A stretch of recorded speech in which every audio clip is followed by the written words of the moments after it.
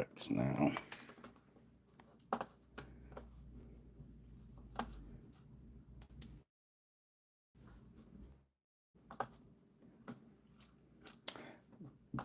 It's always a danger when you change something.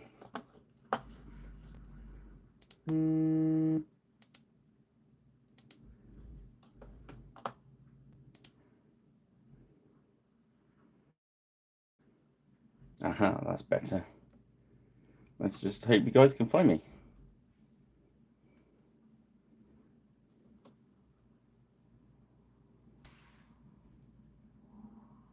Ah, hello, Karen.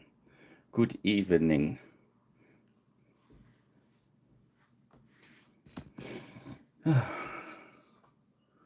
Yes, that was a bit of a mistake that I made on the setup.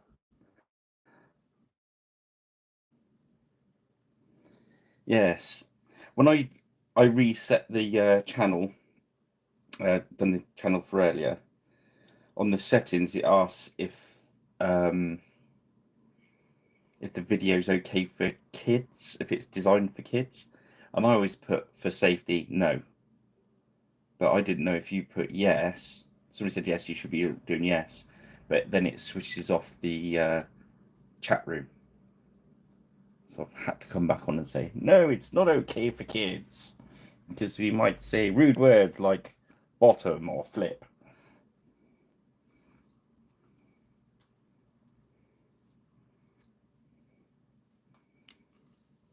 So we live and learn.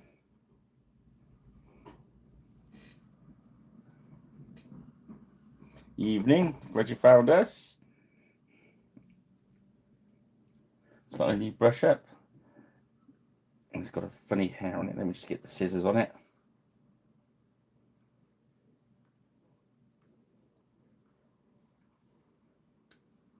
There you go, that'll do it. Get some fresh medium in that palette.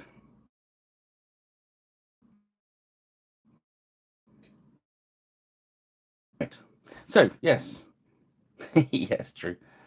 So here we are. Stage 3 in our uruk variety warband. So we did flesh tone ones. Where are they? Let's get the other ones out like we did last week.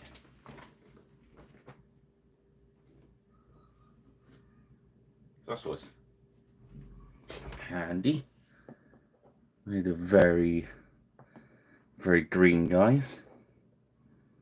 And that was the olive ones. Let's get them all out while they're. I don't know if you saw the. I'd done a photo shoot with them and mixed them all up and all this sort of stuff. So that was the idea. Doing all the slightly different.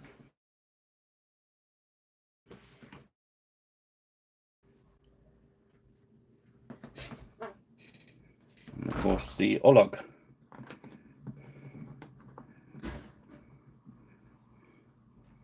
Yeah, so that's where we are at the moment.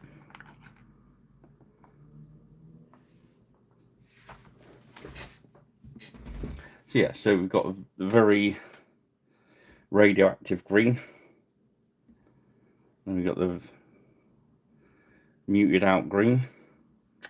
So I thought tonight we'd do like a leathery brown flesh. So we're going to start with carnelian skin, I think.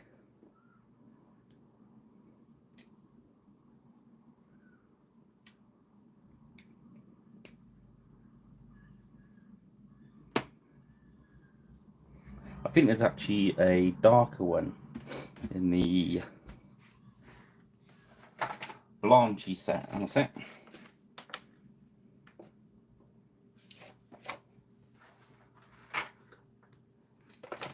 Yes, there is.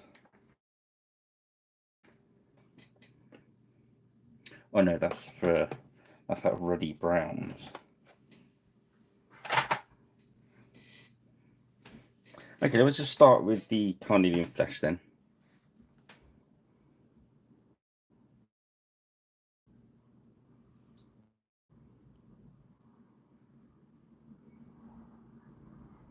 So I hope everyone had a good week. Didn't miss me. Well, good 2 weeks.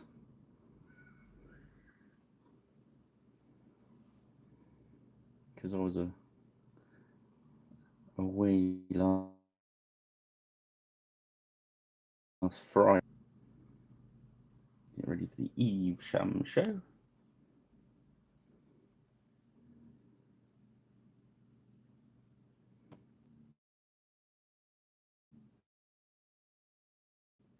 Reenactment show looked amazing. We drove through it on the way back.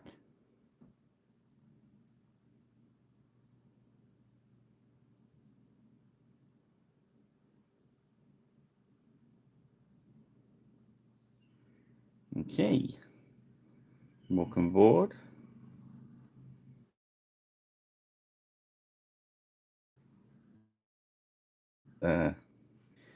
We won't do that again. We won't change that setting again because obviously it cuts out the chat room, which is most of the point of doing Friday, in fairness.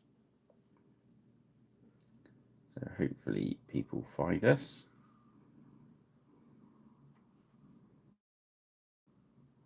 Yeah. So as I was saying, we were in Evesham. And the reenactment looked amazing. The show was pretty good. It was a bit crowded into the community centre, which is kind of the other end of Evesham town. The Saturday morning was very busy. Not so much the Sunday. Sunday was quite quiet, but that meant we could get away quite early. So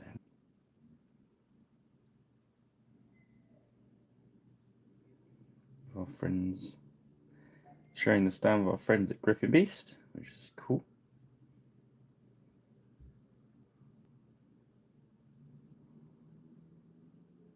Next settings I've got to sort out without destroying the feed is the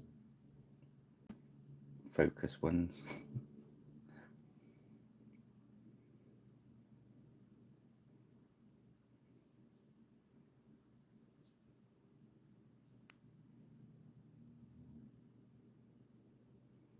Yeah, so I hope you weren't at too much of a loose end last Friday.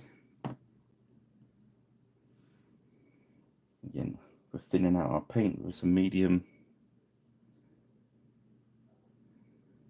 And for those that don't know, these are the uruk miniatures from the Ragnarok range, which you'll find on the Griffin Beast website.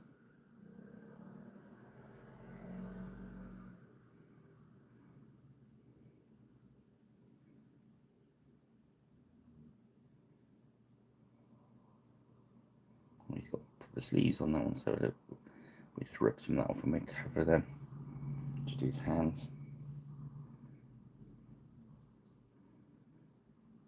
I'd usually wash that back off and that, but it's going to be easy enough to cover. So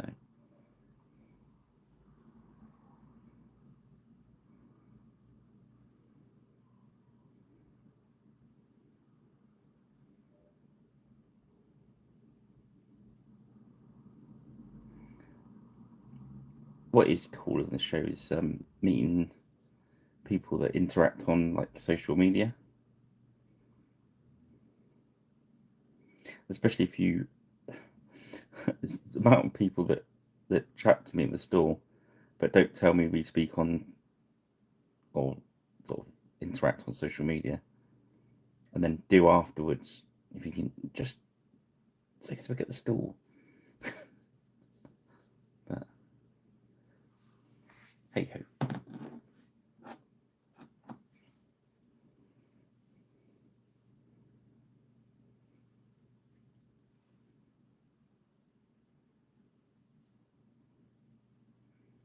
That's for undercoat. These are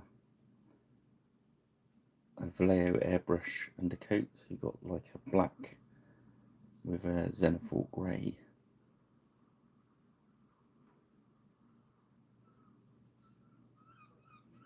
Come on, camera.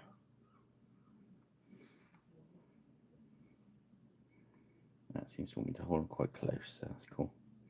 We'll hold them there then. I can paint in midair, that's cool.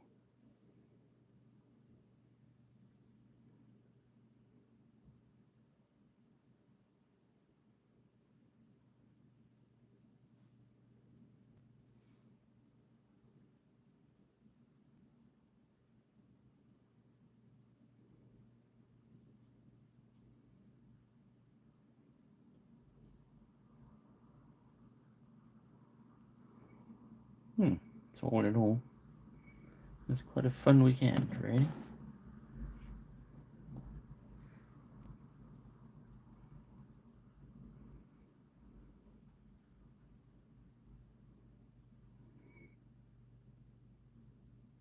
So is anyone painting Wybinata?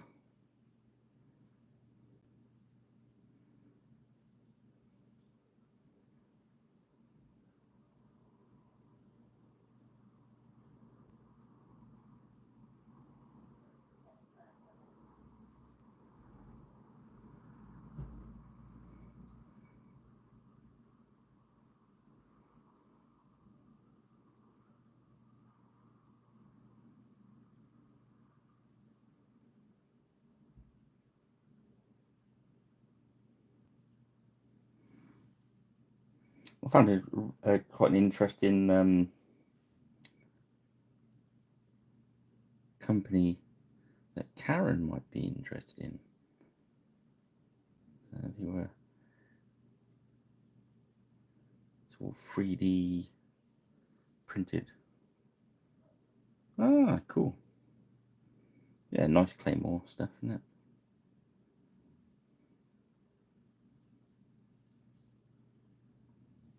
Let's just find. So I'm going to do an unboxing on Pirate Plays.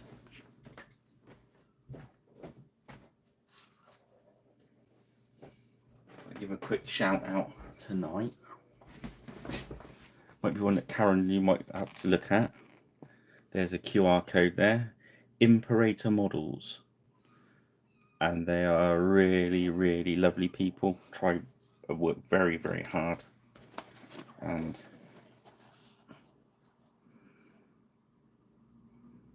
but I'll unbox it properly on Pirate Rich Plays and show you what caught my eye.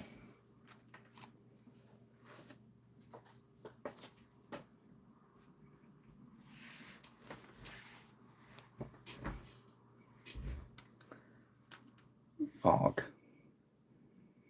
Right, so next we're going to we'll leave that base colour thing and we're going to go with good old gunmetal. Yeah, I'll get a chance to dive on the other channel, the Pirate Plays one. And pop it out to the box on camera so people can see what's in there.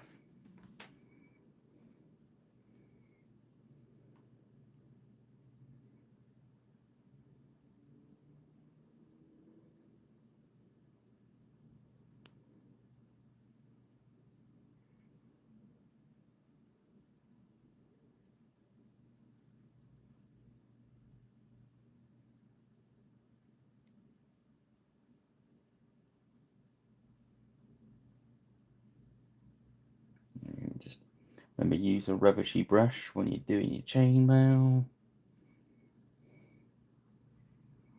because it's going to ruin the point of your brush. And I'll just use the medium to thin it out a little bit. Never too much medium in the chainmail. All I do is take a brush at a time. I think I've got the palette on camera tonight. That was what I was aiming earlier.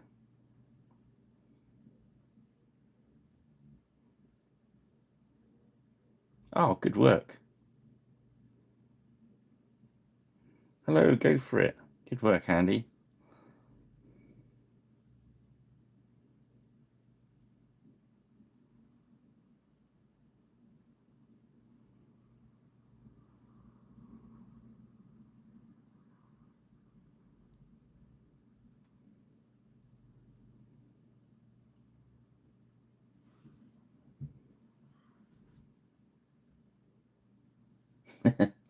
it's like strange when you train something around, isn't it?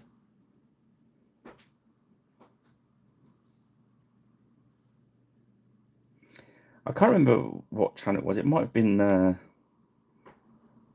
can't remember. But I've kind of always done it is when you're sat in your chair and you try it, and it sounds like you're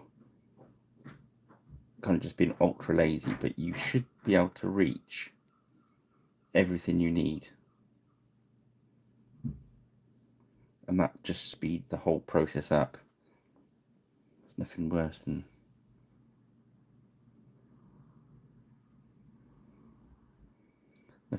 looking for stuff.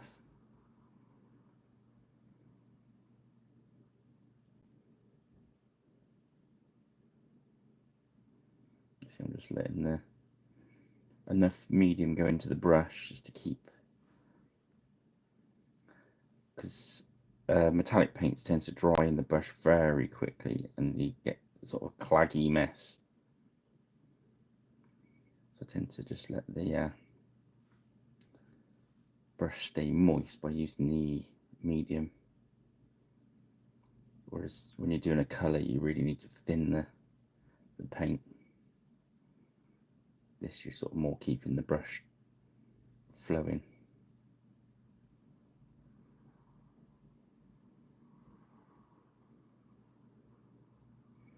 The thinner the paint you get on,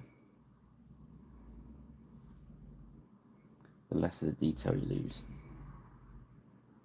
Them's the facts.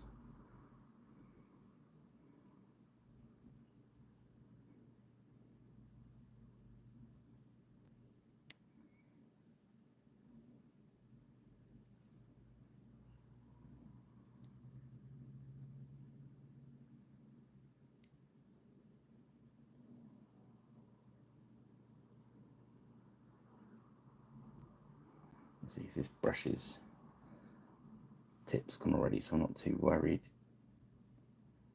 that the metallic's gonna finish it off, but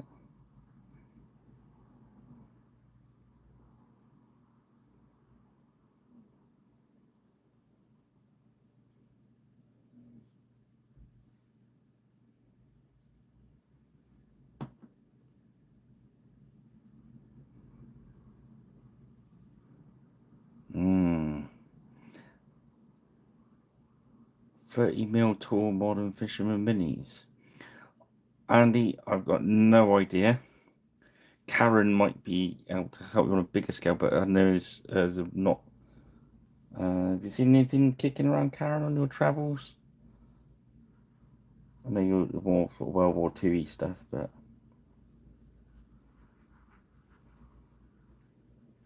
my guess would probably be somewhere like get in touch with a 3D printer guy, or check out eBay sort of 3D prints. For they can pretty much print to any scale you need, and that's the sort of scale you might even get a, is it filament one? If you're not worried about too much detail, and they'll be lighter as well.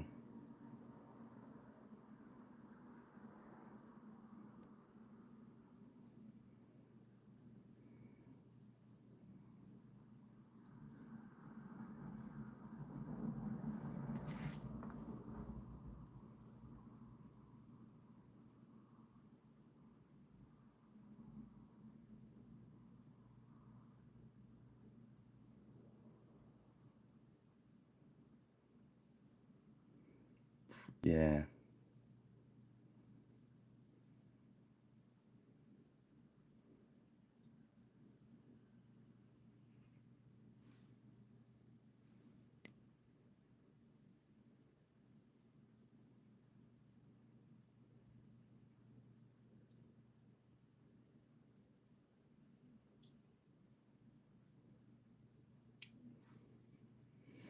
Yeah, there's a lot of guys out there doing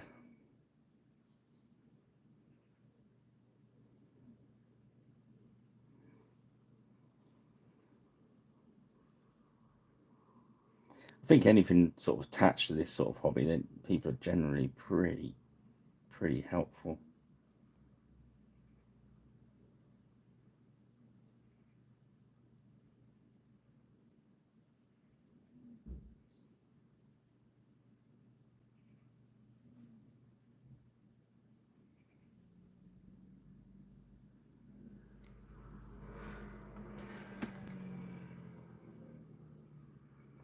Yeah, I'm not sure.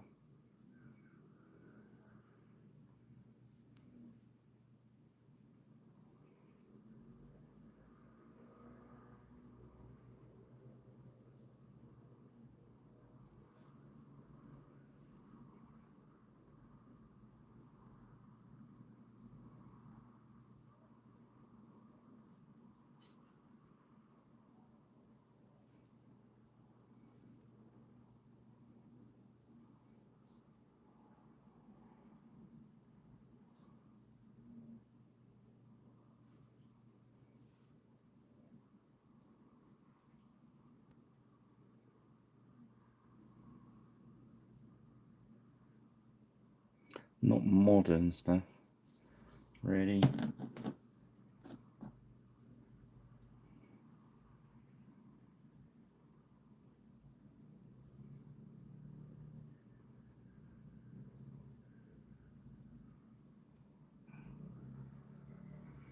So yeah, so after these we've got, as this last week, we got the archers and the warlord.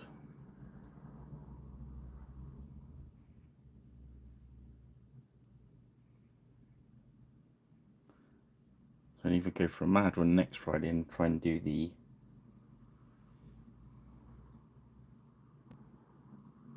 dozen archers in one go. Should be a bit of a challenge.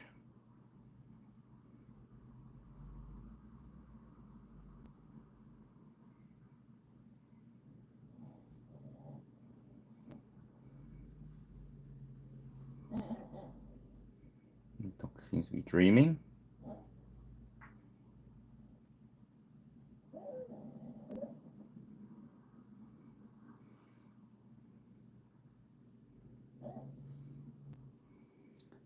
Yeah, I do like the army paint metallics.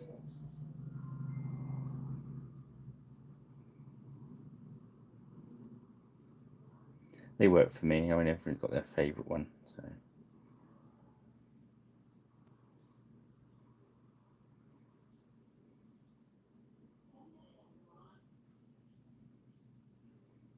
I think we'll give him a bronze helm.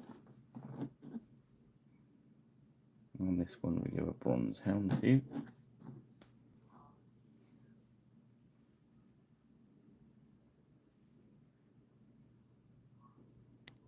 But you see why you can't use a decent brush where I'm jabbing the point in there.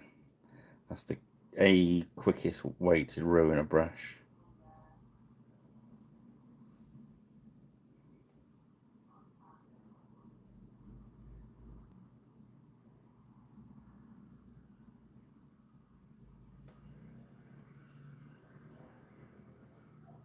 That little drop of medium and it just helps it to drop into the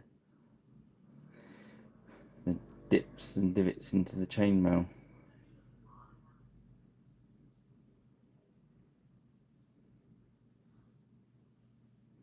But if you're looking to do it the other way, if you're looking to put the black over black and just dry brush it, just don't use the medium. Just use the natural clagginess.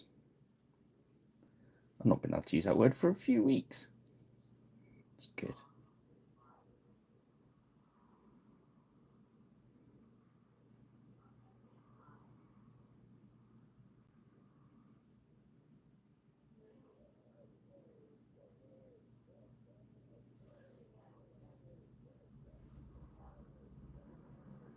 But yeah, I do it this way around so I can control the how dark I make it.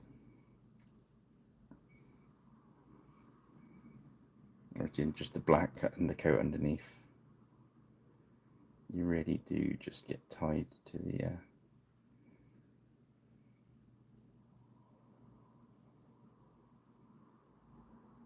dry brushing.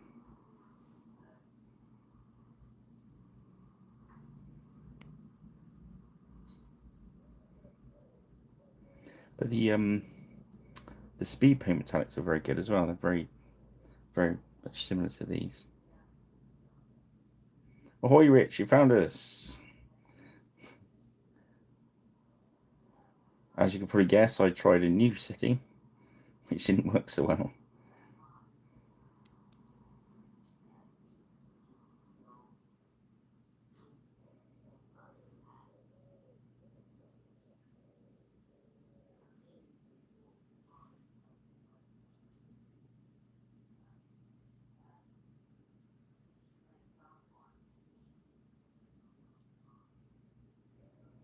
I'll probably go back over that with a leather colour, that one, because I can. It's a bit hard to wash metallic off because you tend to leave some of the flakes behind. So if I do a big area that I want to change, I just let it dry and paint over the top of it. Whereas one of the colours, I would actually use a wet brush to wash the paint off.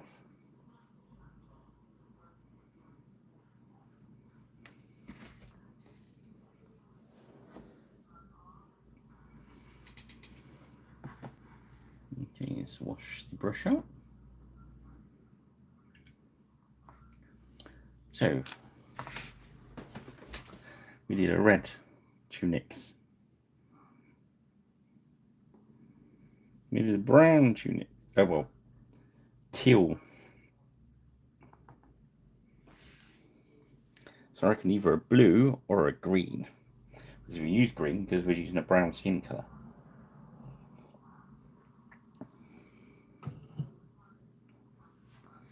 So what do you think then, guys? Blue?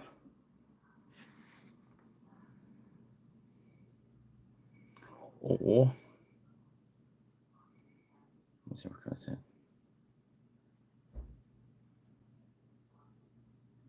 Or we could go full on green.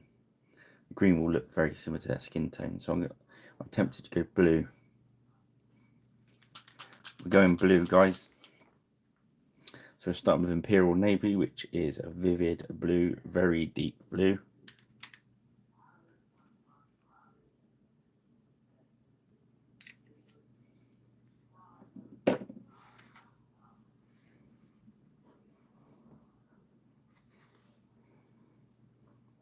Nice lot of medium into that.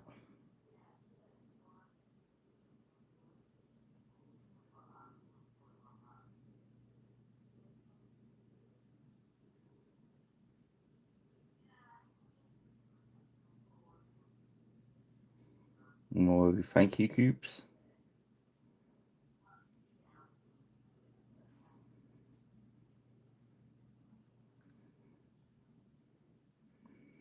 And although I've mix them up, you can, like, say,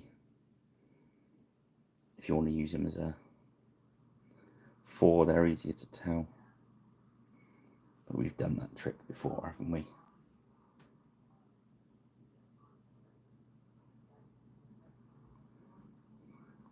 You see, as we thin the blue paint out, it really does cover nicely.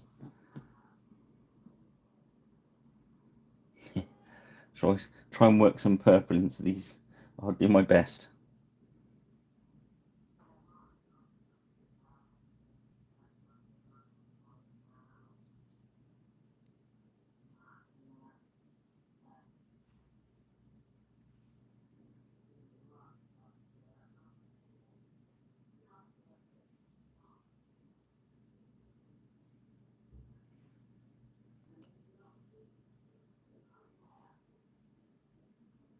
But you see how we thinned it?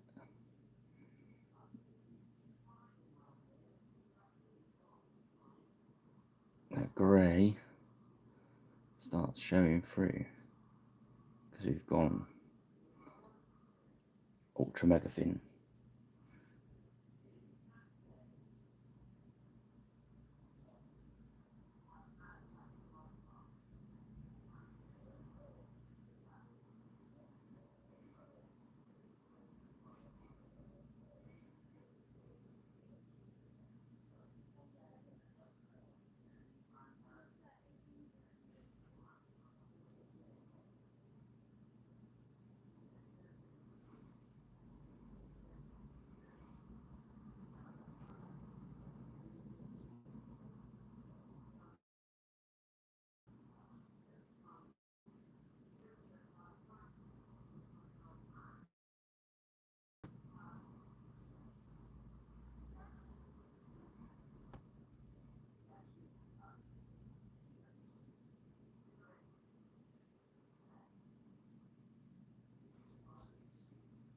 But you see, because we thinned it, as it's drying, the lighter areas of grey from the undercoat are showing natural fades and blends.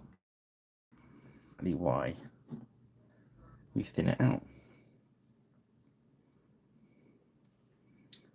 Well, this guy's obviously going to be this squad's leader.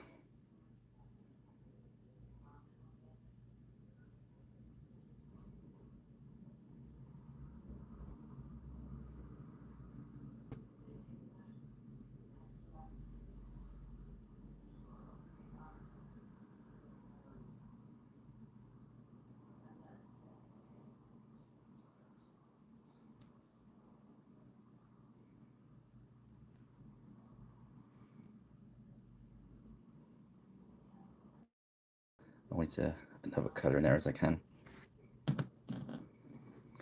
They're chunky fellas, aren't they, Karen?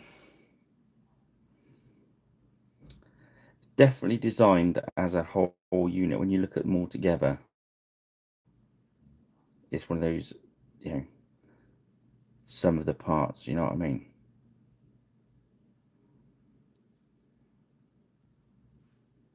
When you start seeing them build up.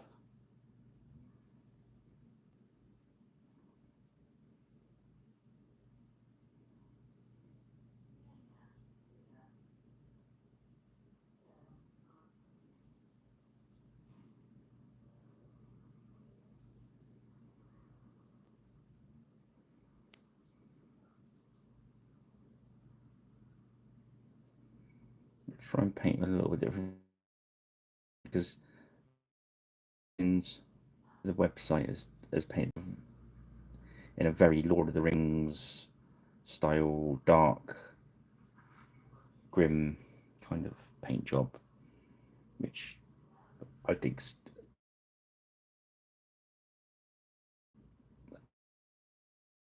try and do. Sometimes we copy the website. Sometimes we go opposite, and these.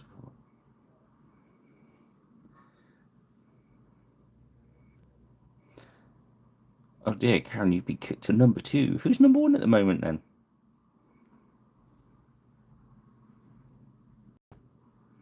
You've been demoted, not from your royal perch.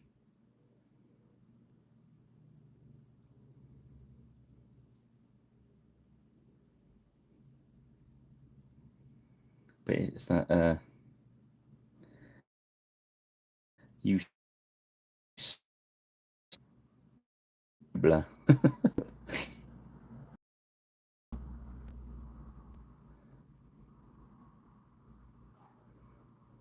Oh, it's Artemis. Oh, I get you. Sneaky Artemis. It's funny, isn't it? Right. It's another thing. You stole the jester steals the Julie crown. I like that.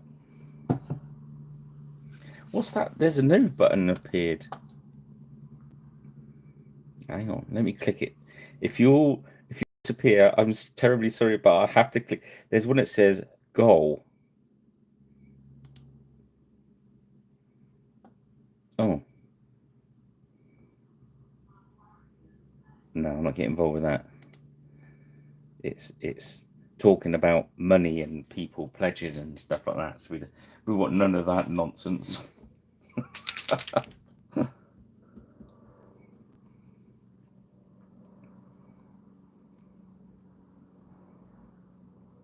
Yes.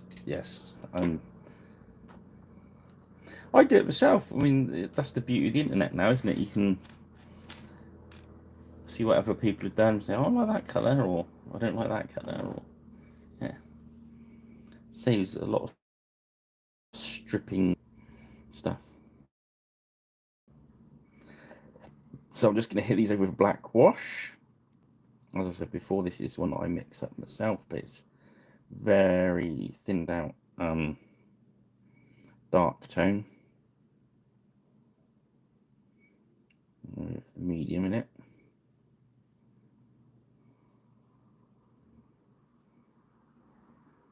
There might even be some non-oil in there still. I don't know. Who knows?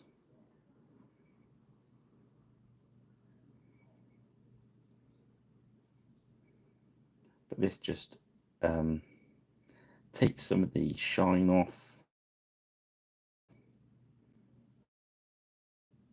Deepens the effect by. On the gobos, where I wanted to look even dirtier, I would really consider using the brown, like strong tone, which we kind of investigated the other week, didn't we?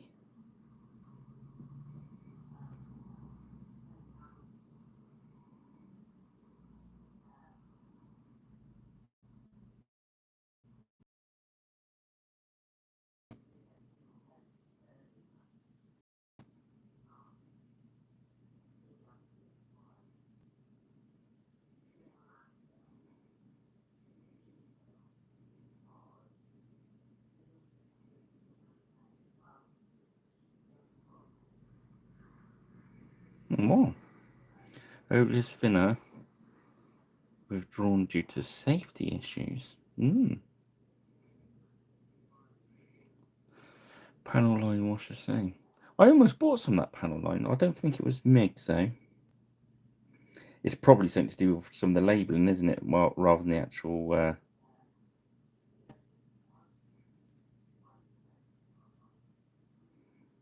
It probably didn't have "do not drink" in big enough letters.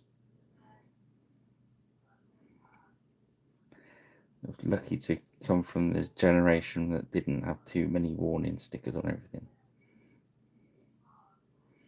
Do not lean out of the train.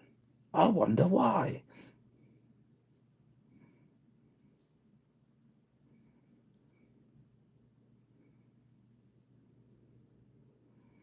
Do not put head in blender and flick switch. Perhaps it's.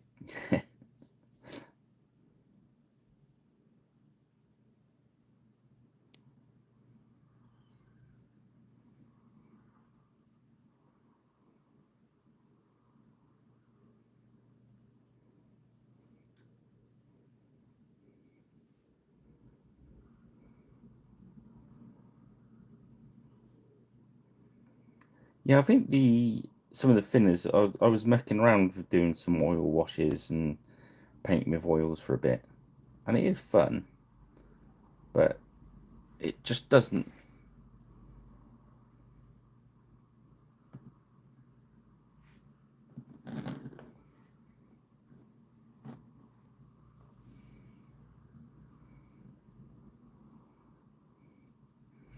The mucking around with oil washes and stuff, say you get a lovely effect. Even blending with oils, you get a lovely effect, but it just does not fit in with my workflow. And those panel line pens, not that AK make it bright out. I was looking at them thinking,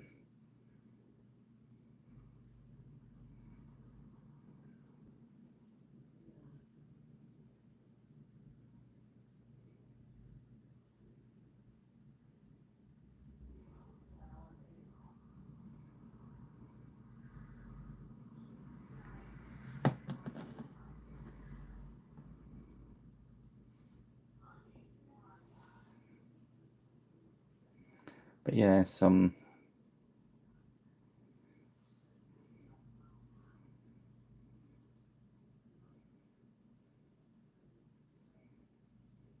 So this is what you're into there as well, isn't it? So I mean, I think some of the if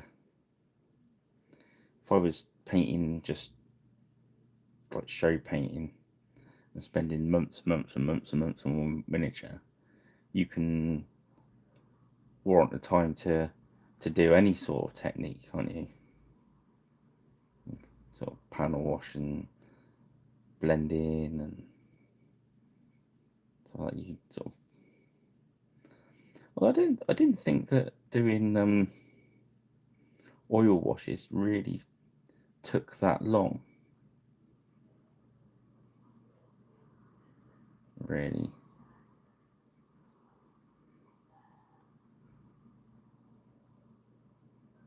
I just couldn't see how they fit into my personal workflow, if you know what I mean.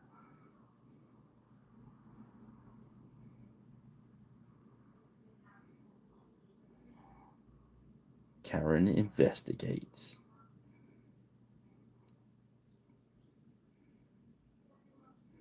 K-Watch.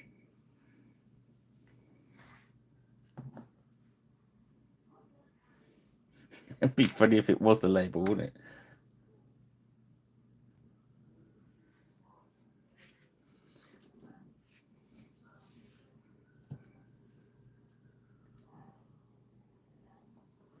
So that's the Blick wash on.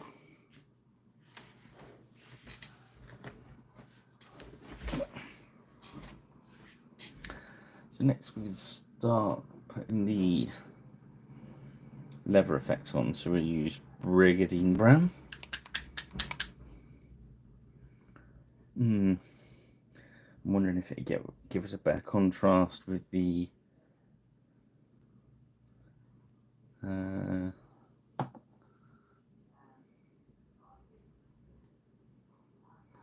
yeah, can do.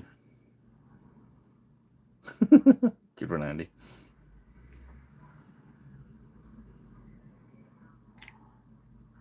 The K files. Right, let's get back onto a decent brush. I know what you mean. When I got a commission, I got to build a load of plastic models. It's just yeah.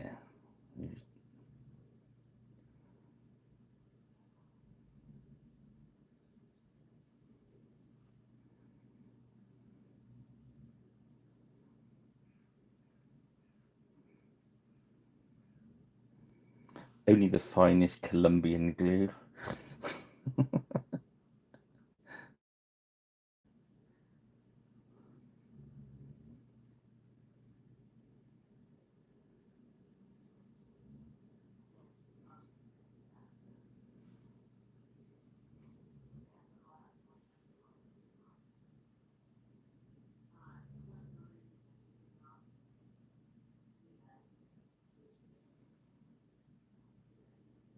Now we've started talking about sticking things of glue. It's probably Ben's going to arrive now. Sorry I'm late. I glued myself to something and had to go and get it unglued.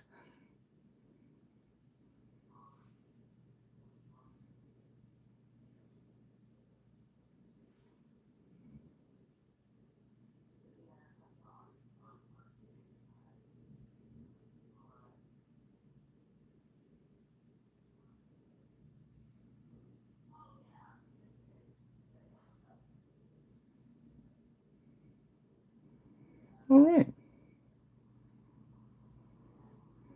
I did not know it was such a thing, Karen. I use this bad boy.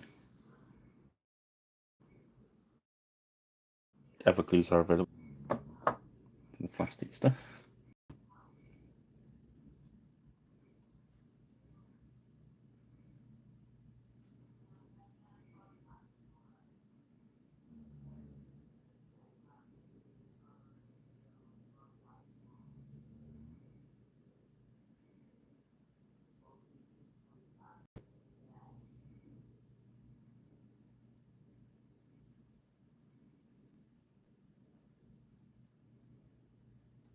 Karen's got it going on tonight.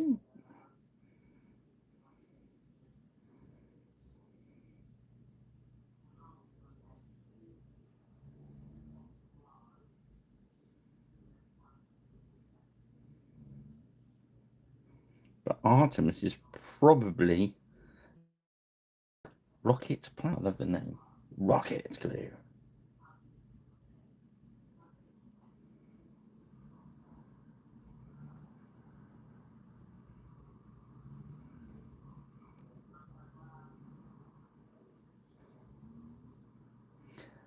Does it act exactly as normal glue, Karen? Is it just doesn't stink the place up, or?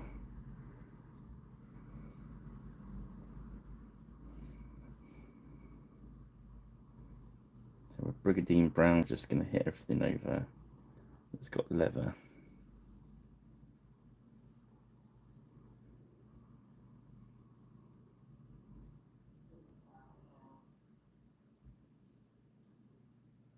Nice.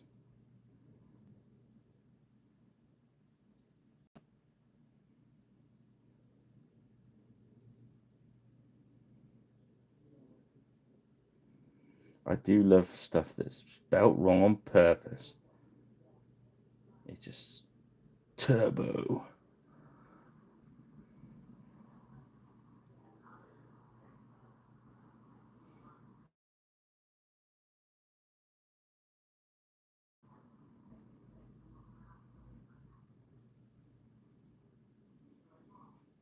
Mm.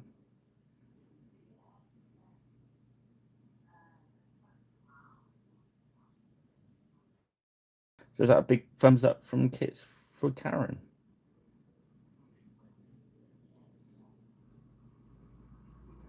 Is it the same sort of price? Dearer?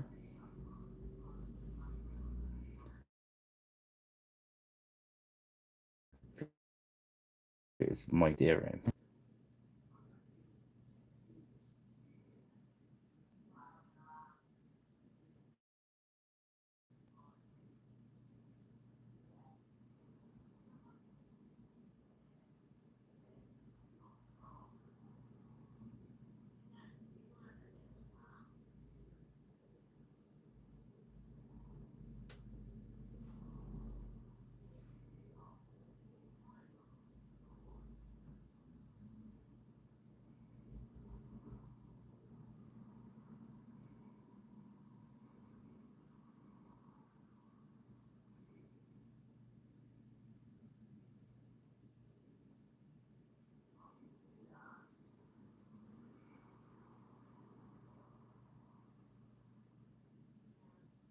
I'm intrigued. Sorry for not talking. I'm intrigued by the.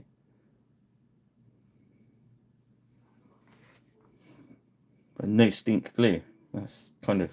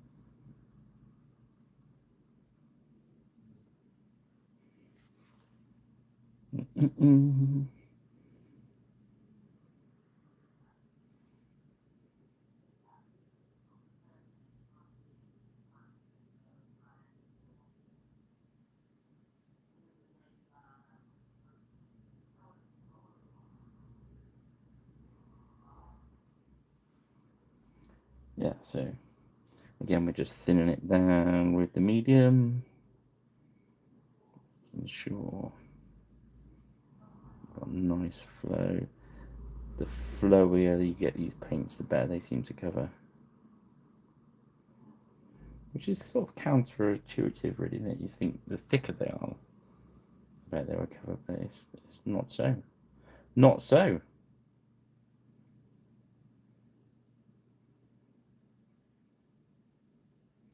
I'm just going to run brush along. There's the bits in between the plates on like the lamella armor.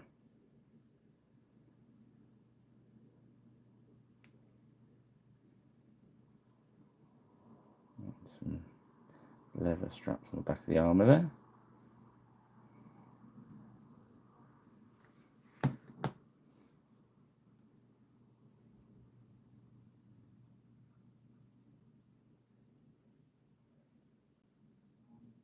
That's very true.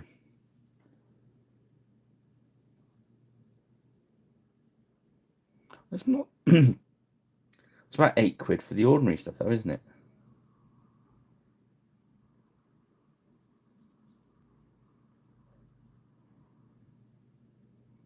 And as Kubler says, yeah. Yeah, an ache every time you use it. It's probably cheaper than buying headache tablets.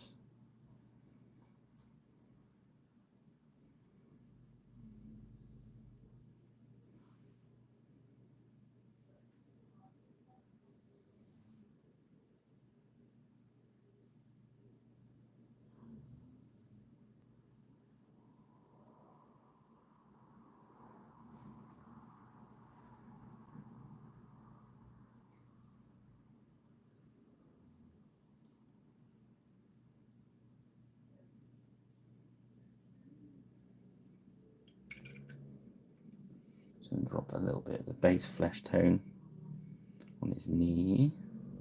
I think I forgot the rip bit in his trousers as well. I've got the ones at the bottom this time.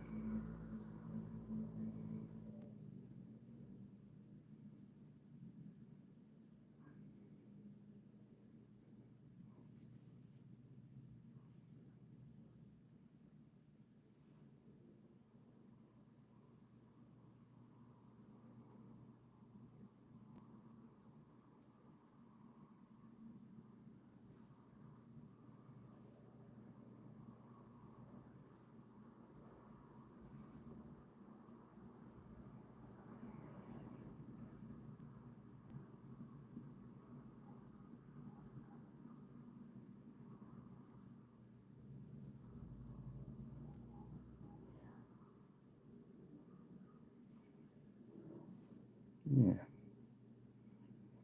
So it's working around.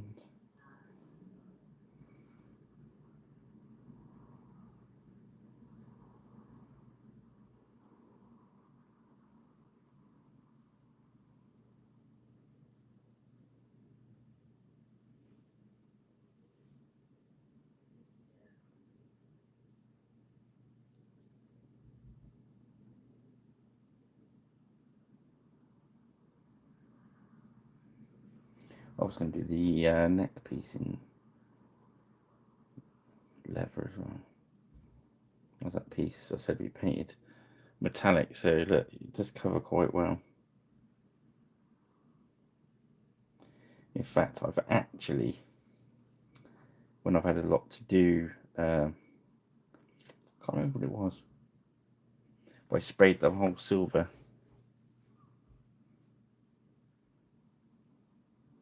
Oh, that's the one I used. That one, the thin one, seems to be even more vapory than the thin one.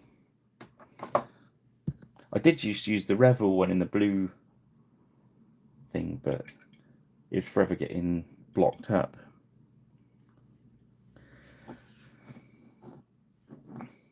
So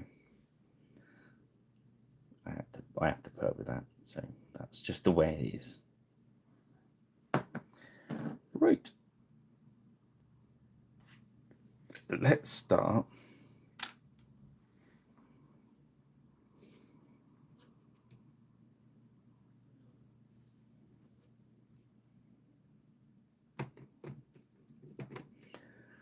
Some purple, deep purple. Because Karen's in the house.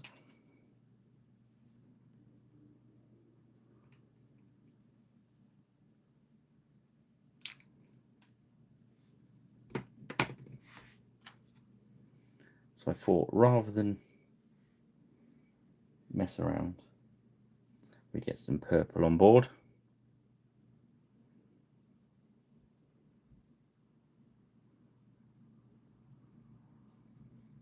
And a patch.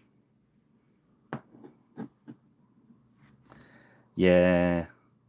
I got bored of doing that and I thought at some point I'm going to explode.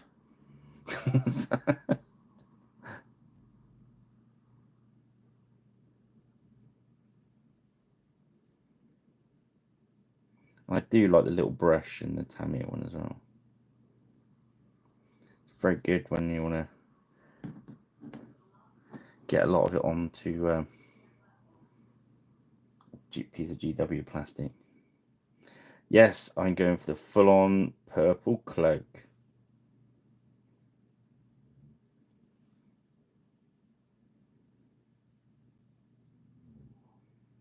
It's a strong statement, I know.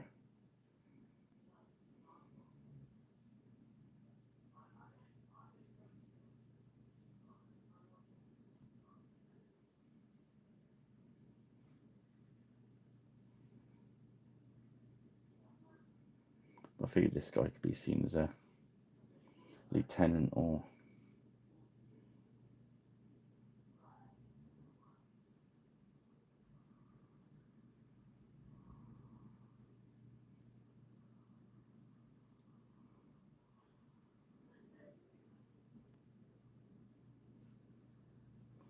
There is a slightly darker purple in the Blanchy kit, which is quite cool because this is a couple of shades lighter than you'd want it.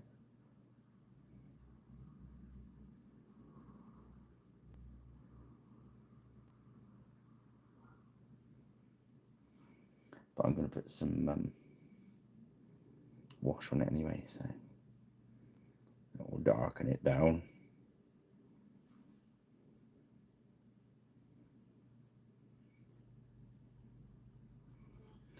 Most of them, who's going to argue with them, in fairness?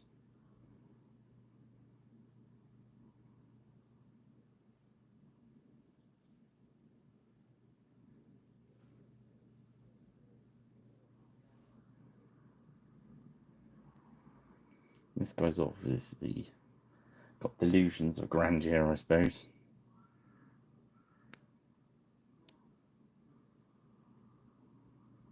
Actually, I'm moving quite quick because I'm getting that medium in there, so it's quite thin. So it looks like I'm putting a lot on, but it's actually going on quite thin. Shows what great coverage these paints have got, really.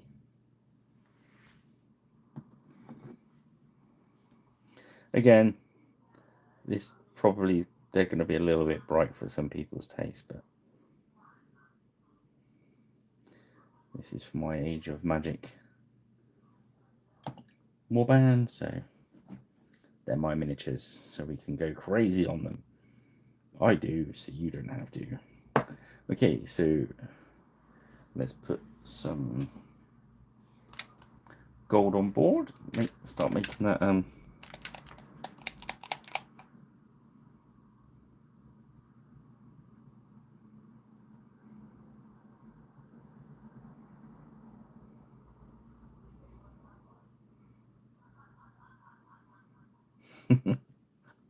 yeah, that was last week, wasn't it? A week before, wasn't it? To a house elf. You could use them as the levy. These guys. I will see if I have time.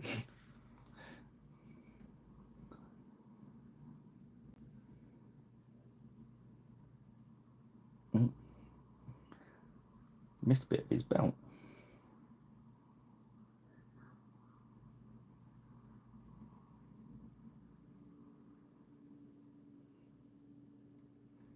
Back in the gold.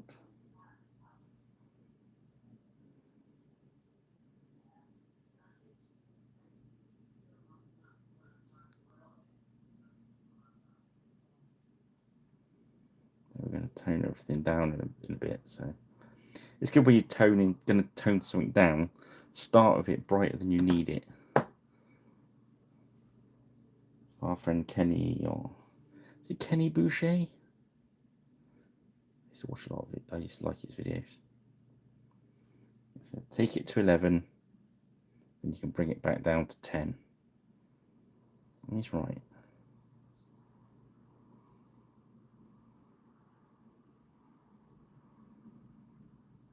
So when you're highlighting up, even though I might show you on here, I always kind of leave it open for you to take it to the next level. Take it to the next level so you can take it one down.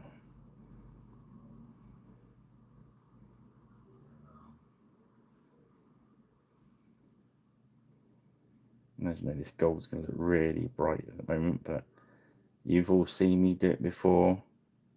When we're finished with it, it's not going to look bright, it's going to look old and tarnished.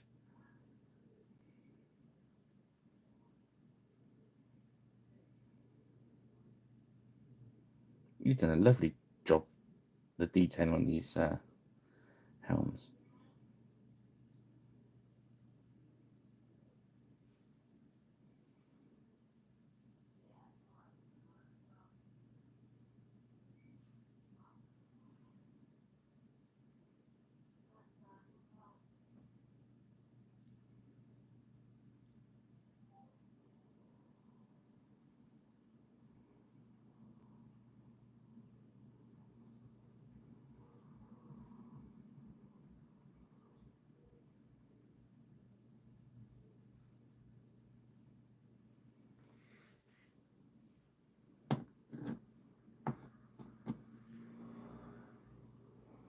These are definitely the brightest of the 3 batches we're doing. That's not a problem. It's the thing. That's the thing. That's the beauty of playing something like Saga Age of Magic, or is it literally is up to you. The rules are so open that you can just backstory it yourself. This could be like the Uruk Varangian Guard.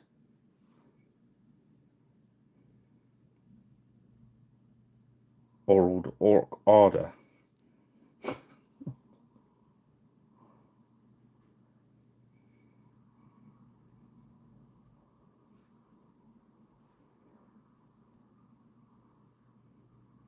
The Urukangian Guard.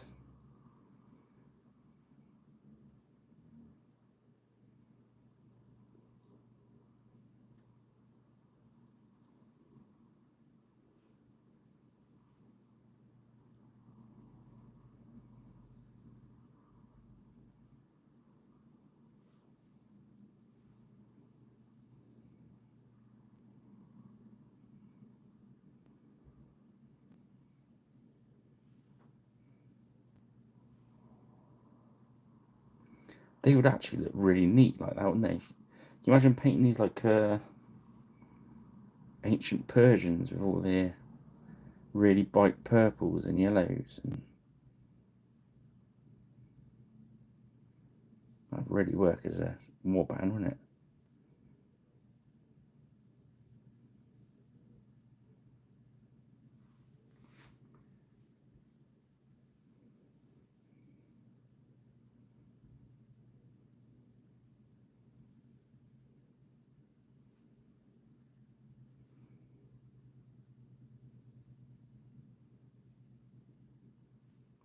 It's not bad, is it? If I put like I've got like there, I think there's a necromancer somewhere that Rich gave me. It would look very much like a Arabian Night style magic user.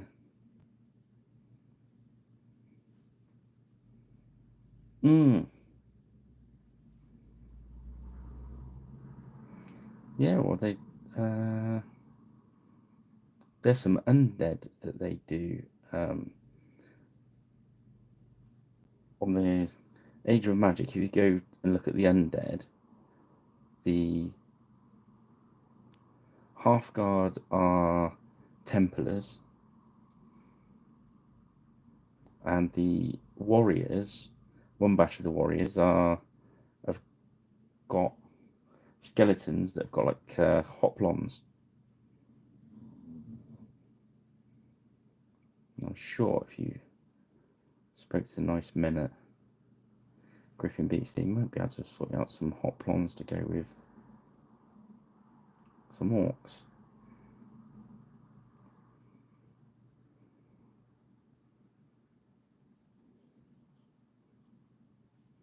These look very bright. That's okay. That's okay.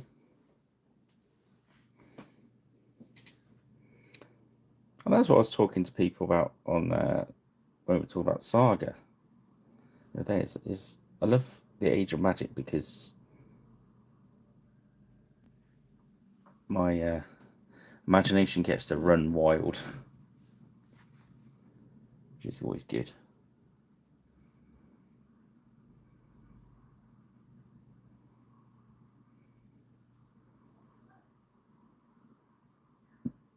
Why wouldn't the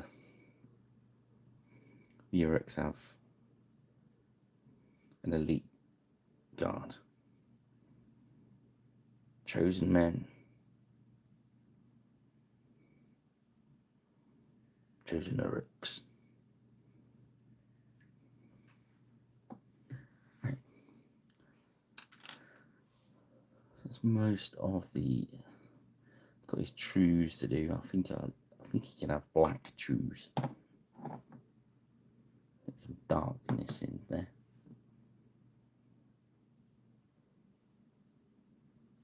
We'll have a grey fur around his neck. So next,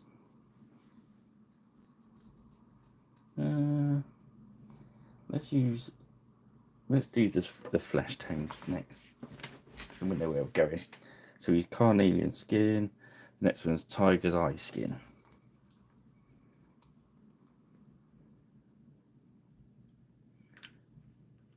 So I'm going to take these flesh tones a little bit higher in the sort of lighter than I expect, well, I want in the end, and then I'm going to take them back down with some wash.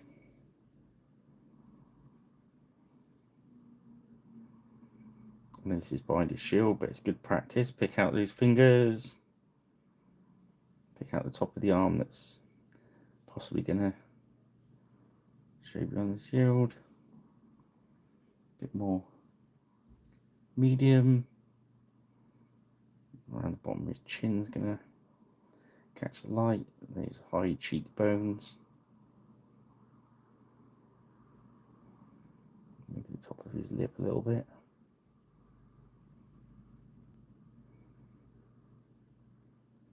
We'll dab onto the bottom lip. Front of his shin.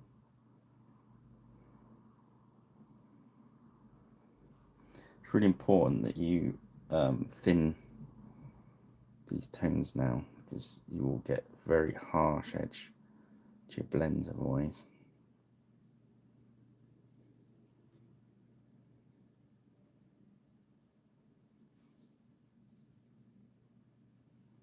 And notice on these brown skin tones there, they are quite,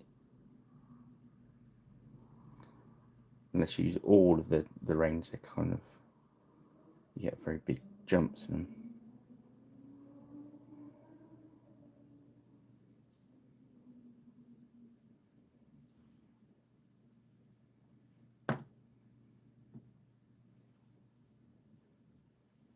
Medium. Pick the top of his hand out. I know the shield's going on, I really do, but I get in the swing of painting it anyway. So we're gonna, the top of the hand's going to catch the light. His knuckles. And this is our first highlight, so we're just leaving all the recesses at the moment. So the back of his leg, we're not going right up against that strap. And we're not going right underneath.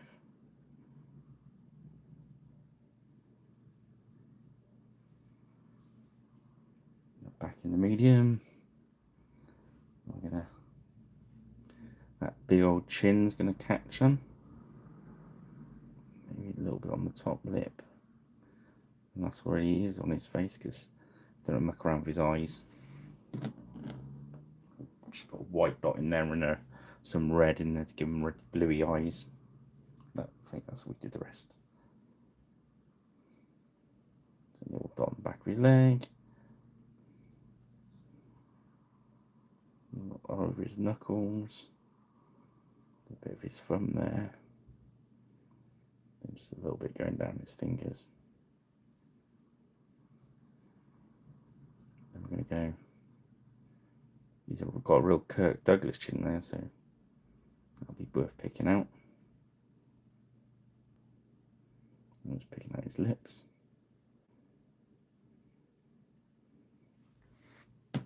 This is a really good colour for uruk skin.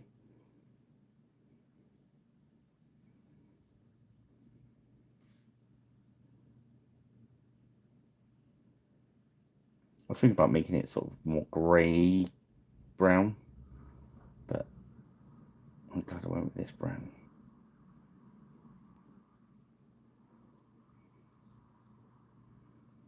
It's going to give him a whole different look.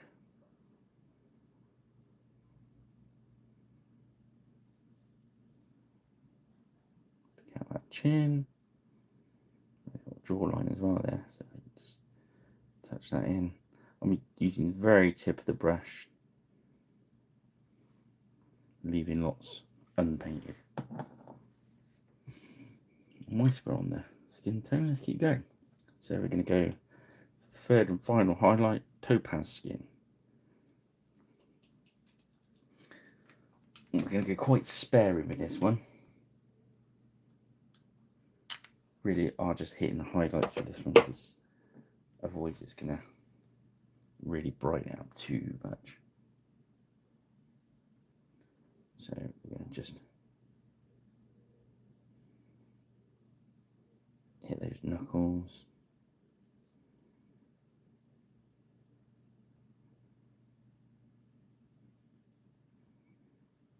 Got to stay inside of the last one we did, so nothing outside. Bit more medium. Right on the top edge of his chin. Just little dots onto his lip, a little dot onto his cheekbone. Just a mere suggestion on his chin. Sorry, jawline. Little tiny bits. You can always do lines, you know what I mean? Just let that brush just dance gently. God, I think I was channeling Bob then. A little happy accident. Little tree in the foreground.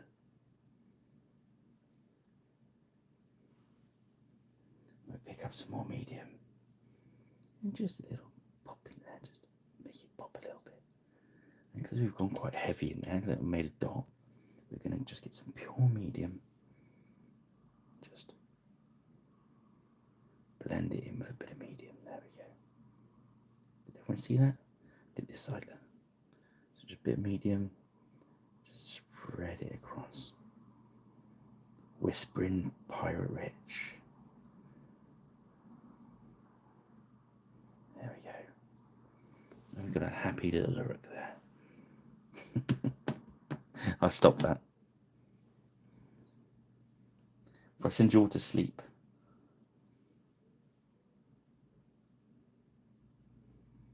Okay, so we've thinned that paint down again. I'm just gonna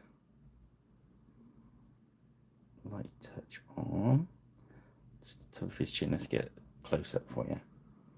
So just on the right on the tip of his chin, that a little bit on his lips.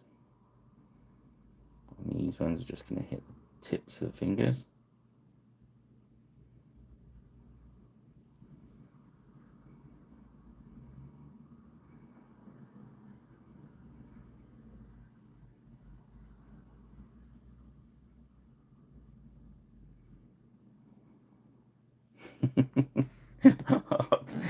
Don't, Rich, that scares me.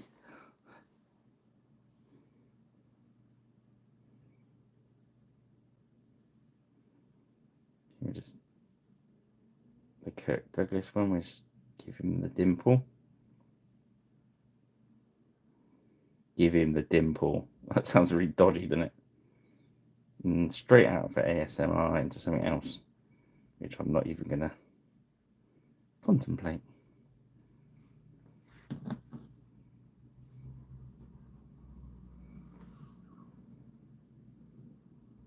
Now you're starting to worry me, guys. Thank you very much.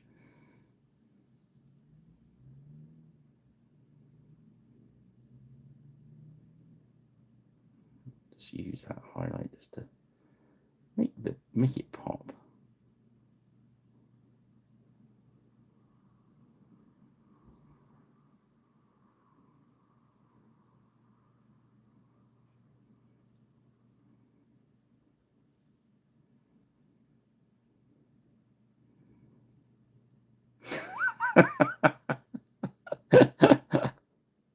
Well, I'm glad you're not the only one, Rich. See, this is earlier on. This is why I put it's not okay for children. Which, in fairness, it is, but Artemis. Oh.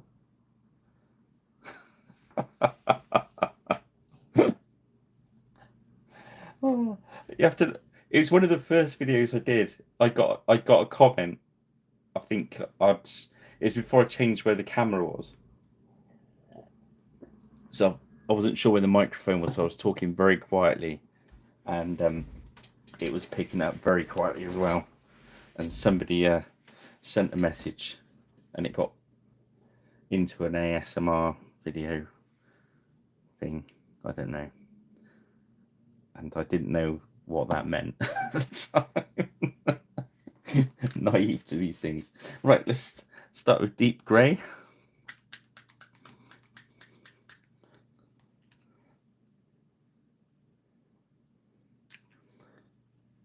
Yeah, somebody advised me it would be fine to do my videos for children, because I said, what about the knives and the glue?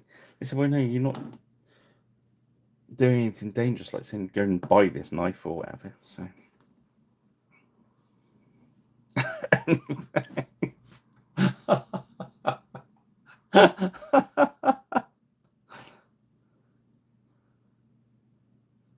oh, it's an issue with the label. Odorless thinners can cause lung damage if held or swallowed. We were absolutely spot on. Oh my word. Yeah. So basically, do not drink, as we said.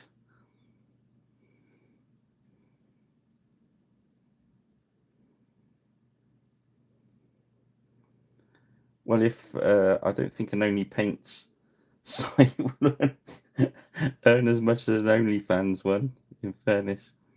Wish it would.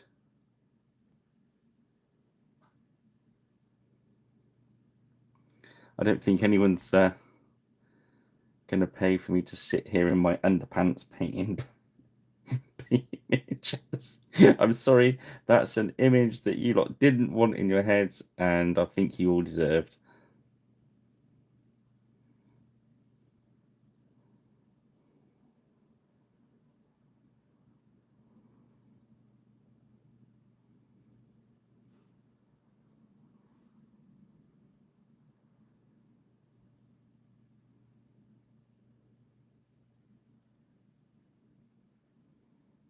Yes, we've just gone with the dark grey, just to get that. Yes.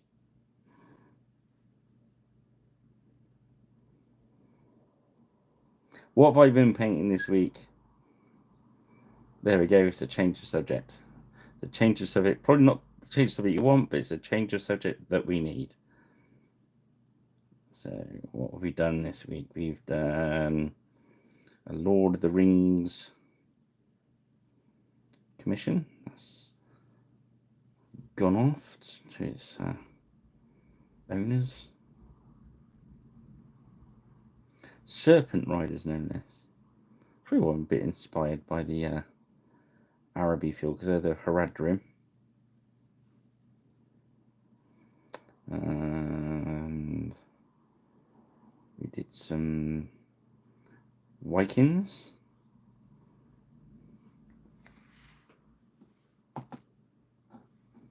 That's the Grey Trews. I had to make a sneaky Viking banner. Where's that? That's over here somewhere. There we go. I made a quick and nasty Viking banner with the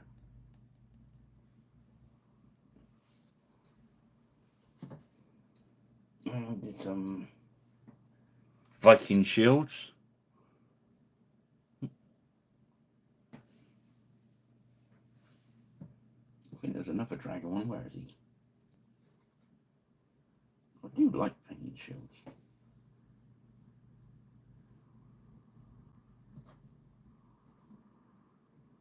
No idea where he's gone. Oh, there. Is that it? Yeah.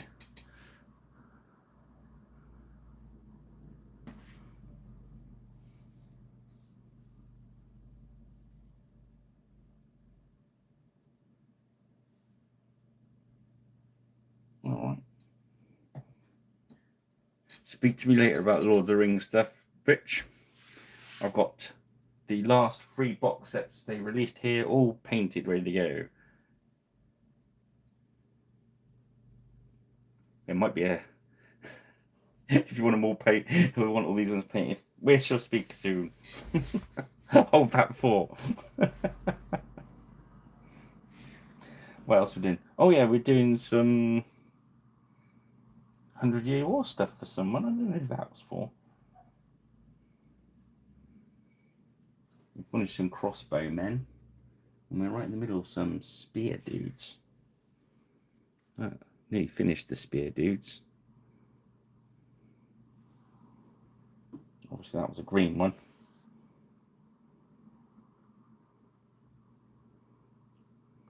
And, hoping they're not too fancy pants for the person in question. We went for 2 red tone as well. Look at that.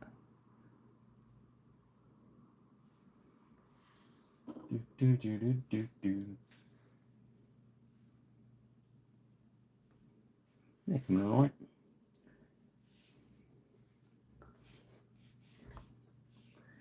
Not bad. I'm hoping the owner will be pleased. I got into that green colour because it was a nice green. I'm sure he will give my indulgence of mucking around with stripes and stuff.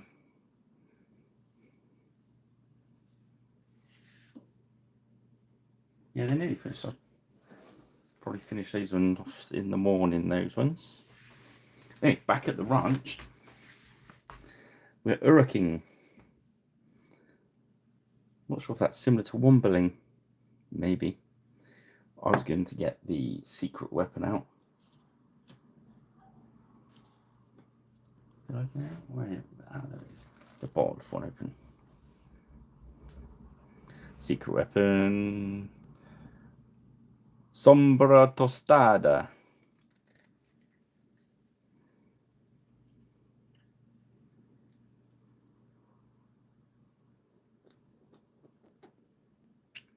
I just wanted to see where we were going with the skin tone before it's good to do that so we know how brown we can go on the other stuff, if you know what I mean.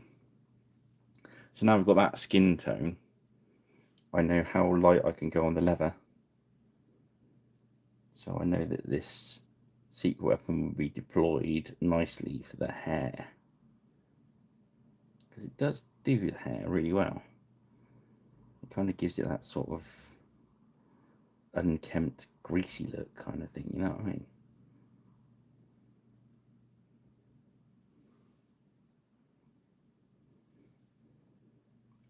I should imagine there's worse on Wimbledon Common nowadays.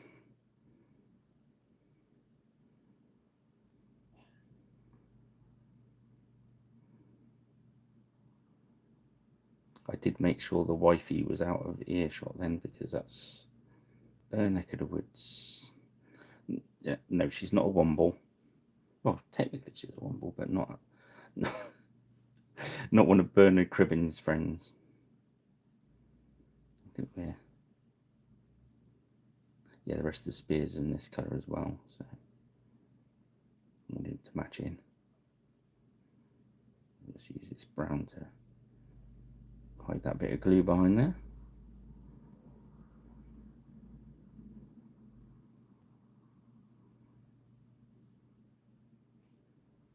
Right, on the bases, I use gamer's grass. I used to make my own tufts, but it is time. Well, I'm under time pressure. I just didn't have the time to make my own tufts. Basically, I know that sounds terrible, but it is time consuming. And getting a nice consistency of the tufts is quite tricky. So I like the fact that where I do the commission painting, I charge for the bases. I wanted something nice and simple. So if somebody wanted to add to them, they can.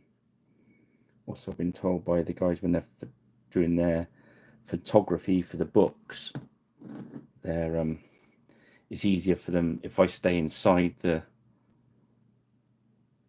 edges of the base. So if you have lots of overhanging tufts, they have to Photoshop them out and stuff. So I keep it all inside. And I like these tufts there. I buy two different ones. I buy for like $4.50 from our friends at Great Escape Games, but also Griffin Beast stock them as well. I get the mixed 6mm, so you get all different shapes. Obviously there's one left in there, so I can't really show. And I also buy the mixed just round,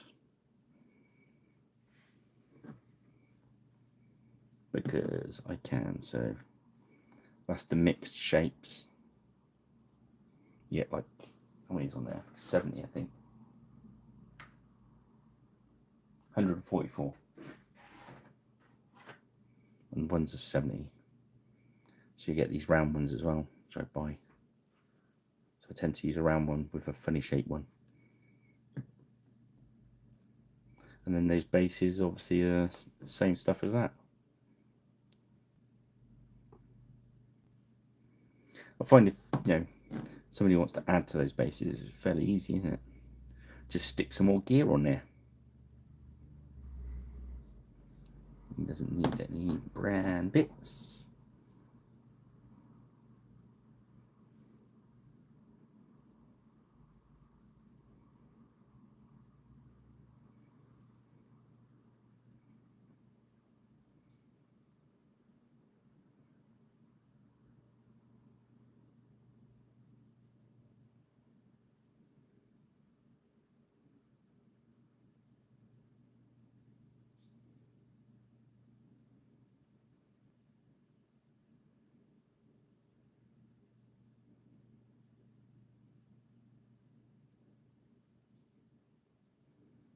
It's quite fun making your own tufts.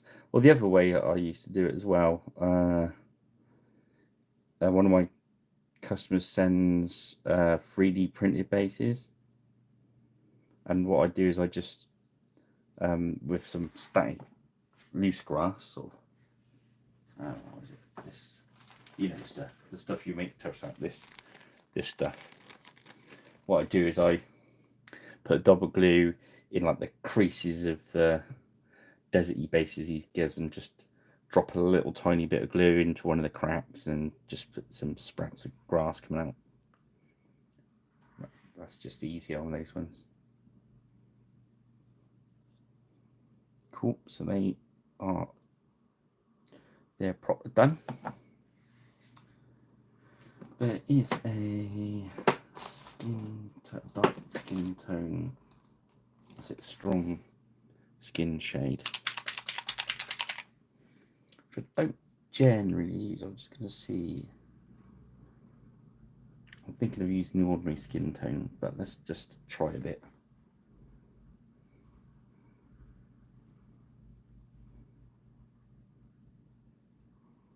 No, it's going to darken it too much. Take that off. Just put a bit of it's quite dark, that one. What we'd do is we could use our flesh shade, which is, it's a mix of that, the old skin tone, and a little bit of speed paint Crusader flesh. But it's what I like using on the gold to make it tarnished as well, so it should work well for the, yeah. I just want to take some of the those highlights are very, very light, so I just want to just dull them down a bit.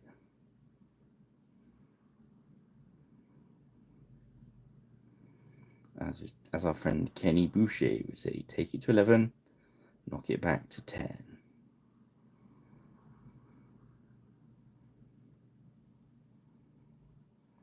You see on his face. This is just going to give us some nice dark recesses in there. And just hit the top of those highlights off.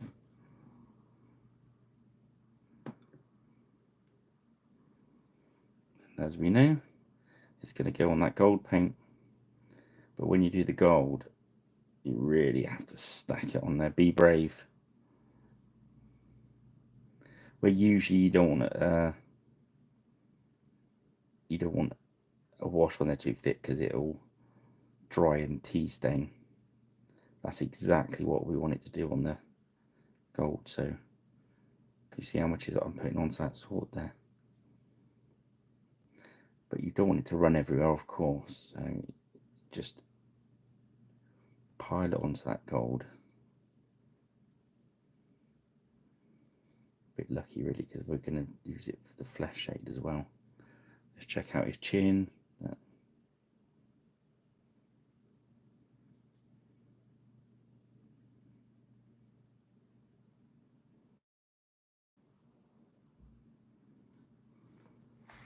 I just thought it'd be interesting to make all the uruks look different. Colin's gone for the overall army look, so they're all very similar, which kind of works as a view when you're looking at the whole army as one piece. It looks great on the table. Where I'm going a bit more skirmishy, I want them to look good individually. Or I was trying to explain this to someone. So sometimes, if you look at the uruks that Colin painted, a really good example, as an army, they look perfect. So he's painted each one. But the trouble is when you do that, you pick them up one at a time, they all look the same.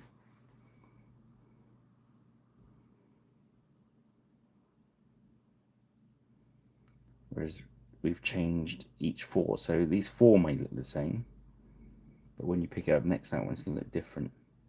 But I'm going for a different aesthetic. Is that thingy bob? You know what I mean. Is it aesthetic? So yeah, so that guy is going to look very different to this guy. As different as he can be. That's because I want mine not to look so uniform. Only because I wanted them to look different, as we said earlier.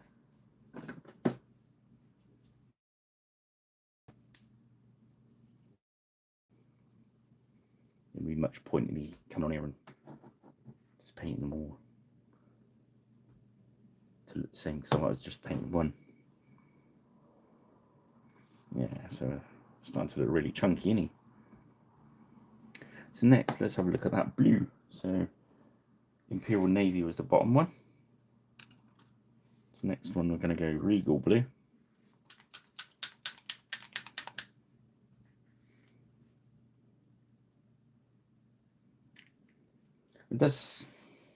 It swings and roundabouts, so the other thing is it does make it awkward for the opposition to work out exactly what they are, doesn't it? But I don't know. Do whatever makes you feel happy. That's what I say.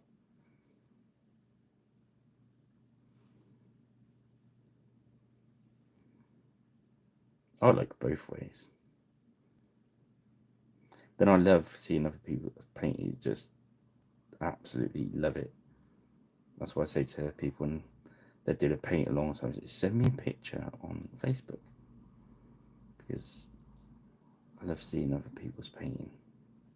It's inspiring, isn't it? To some different eye for nature.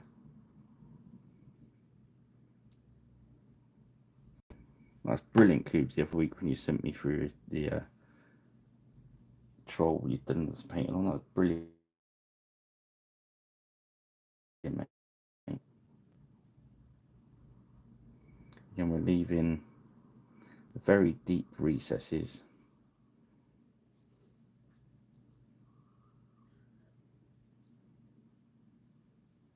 And underneath that chainmail there, we're not going to go up under there, because you want it to look shadowy, so we're going to leave the darkest bluey. We're going to wall that down again. Pick up a bit more medium. So on the top of the arm there. And we're not going to go more than halfway around, so we can leave the bottom dark. There's a little tiny bit there that needs touching. Again on this arm, so it's going to be the lightest colour at the top. That's where the light is hitting. As you go around, it's less and less. So you leave the darkest one all around, probably the bottom half to maybe third, depending on what looks right to you.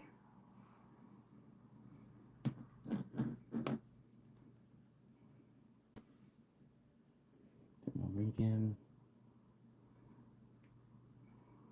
Start with those peaks, working back. You can hit quite a bit of it with this. This is the first highlight, but we've almost done a cheeky highlight with because of the under painting.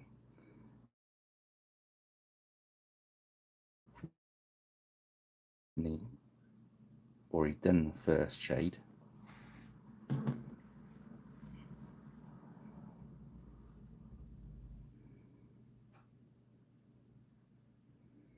just gonna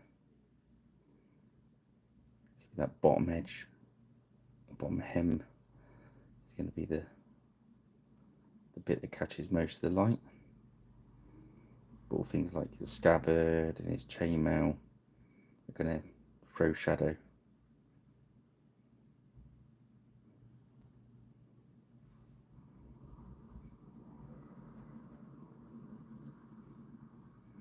Let's get on top of his arm,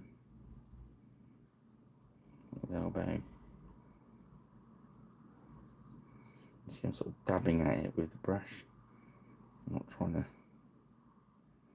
paint a solid blue over the top. I'm trying to leave bits in that original blue. Because that first one will be dry now. We go to the next highlight, which is royal blue.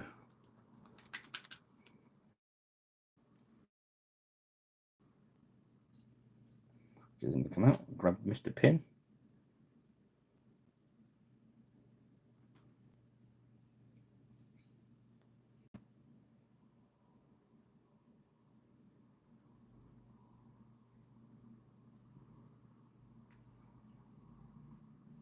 Ahoy! You on your travels again, are you, Ben?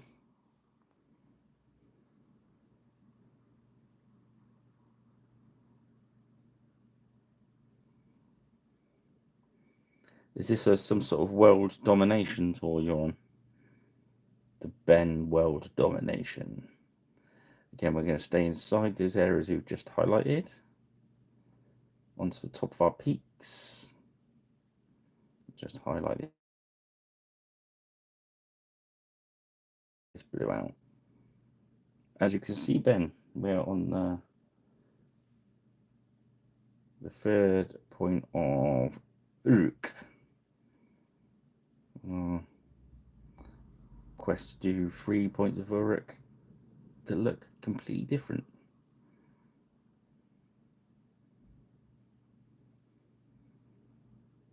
As you've probably noticed, we've gone for the brown uruk skin, opposed to the first week we did the GW radioactive green, and then the olive green.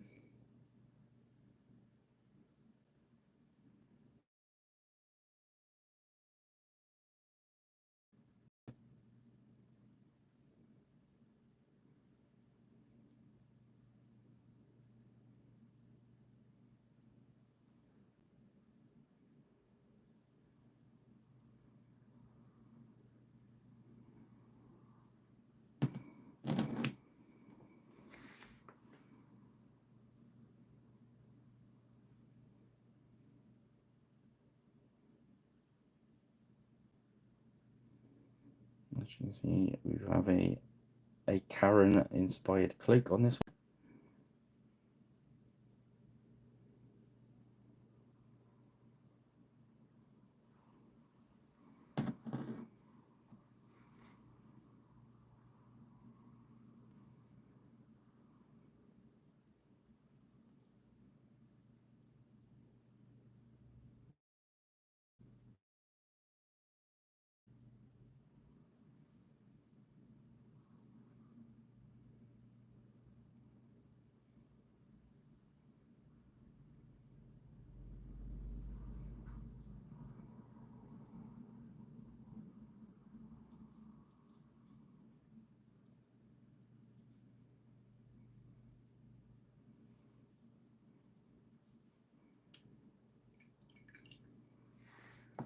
So yeah, happy days. So we're gonna go right after I take a swig of this drink.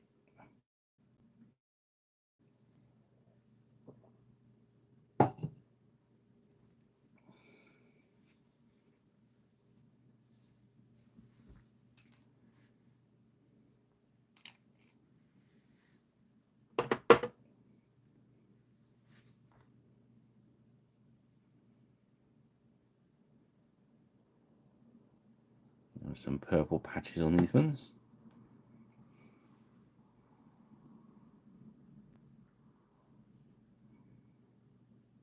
They've obviously nicked a bit of the boss's cloak.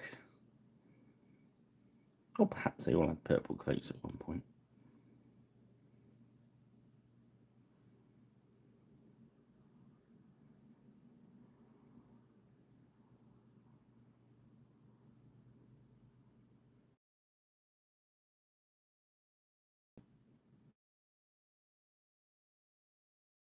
These are like the uruk Varangian guard. The Varangian guard.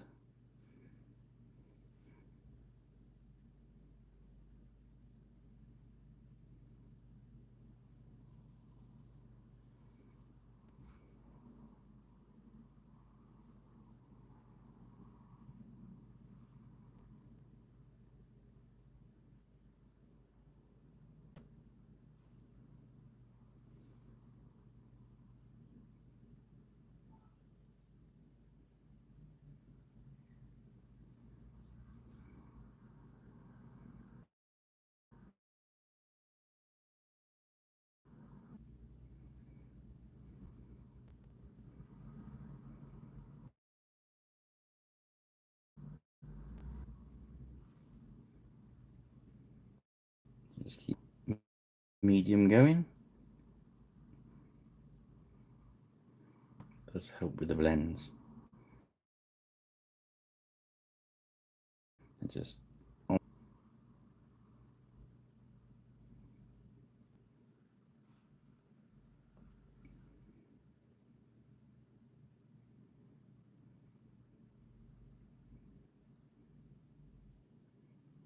you might use glaze to take the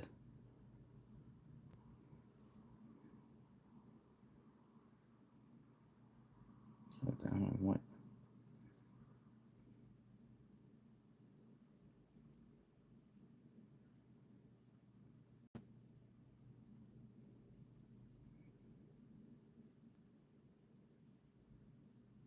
strengthening that up a bit.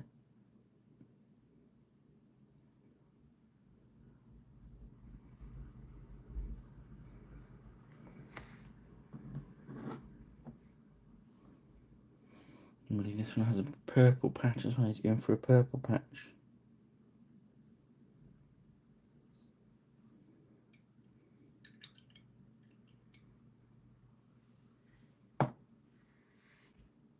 And then the purple highlight, we're going for Warlock magenta. Mage cast magenta, then Warlock.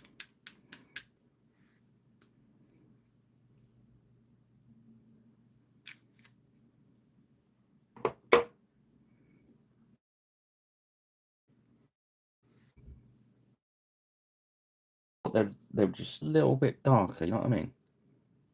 But, there we go.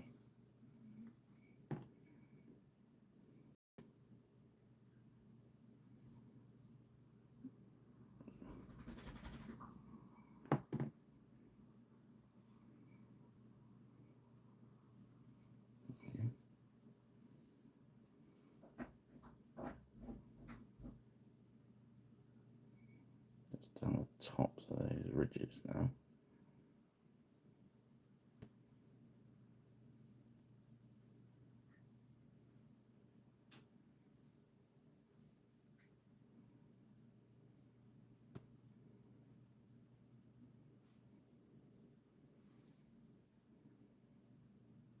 On the edge, lifting the brush off just every so often. Otherwise, it just looks like you got purple hem on it. I'm just gonna brush across there, a bit more medium into the purple.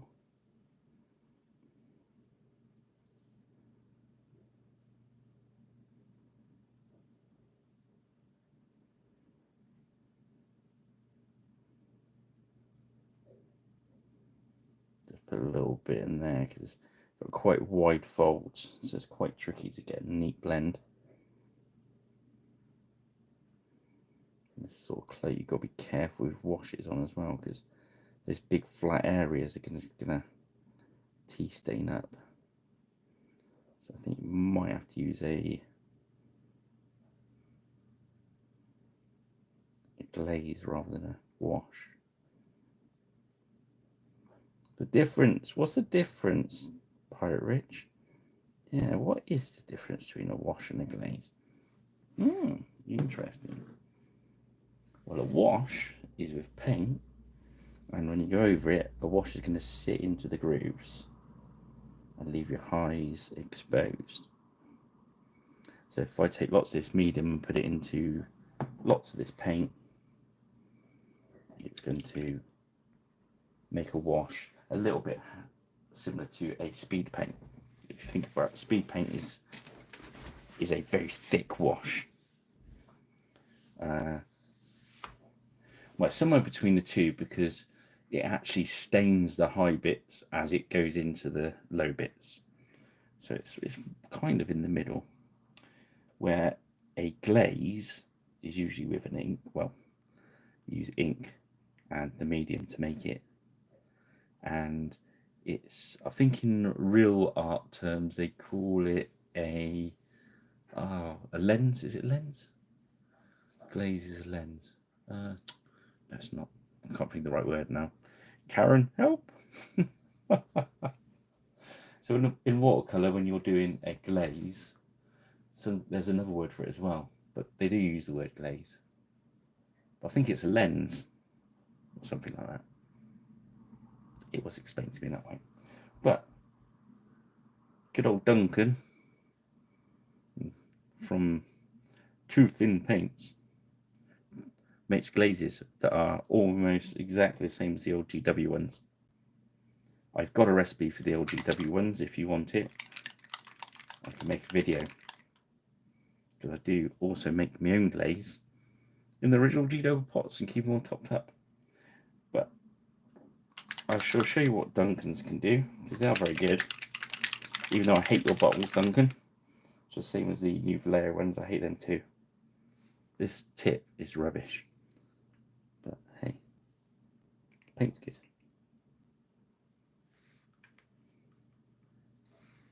So I'm going for the purple glaze. Purple glaze. I shall stop singing. Hopefully. I've left it enough time to dry. Should be right, it's quite a long time. Trick with glaze is not to try and go do a big blur of it. So you can just pick areas. But what glaze does, if you carry on, as we thin our paints, it's the same thing. You see how thin it is. But if you keep going over, letting it dry, going over, letting it dry, the glaze becomes thick, and eventually it would go real dark purple. So it's a good way to darken this. This is a rubbish brush, I'm not using that. I used earlier to make that banner with some UV resin.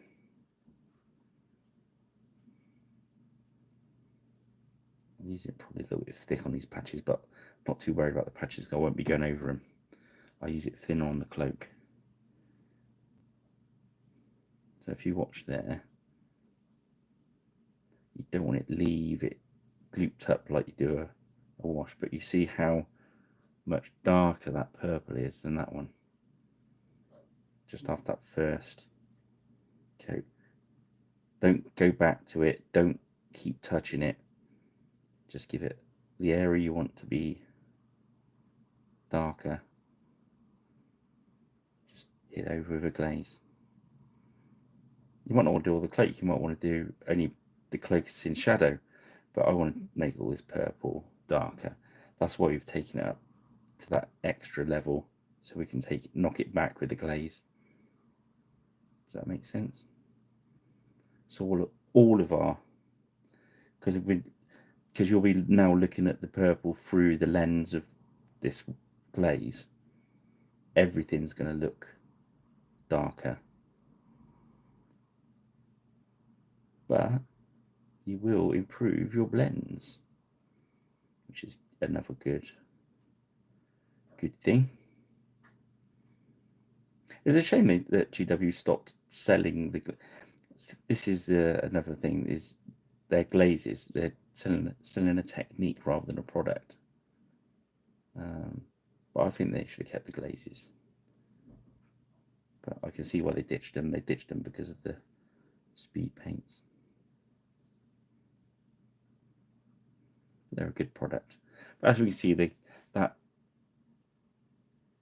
is a lot darker now.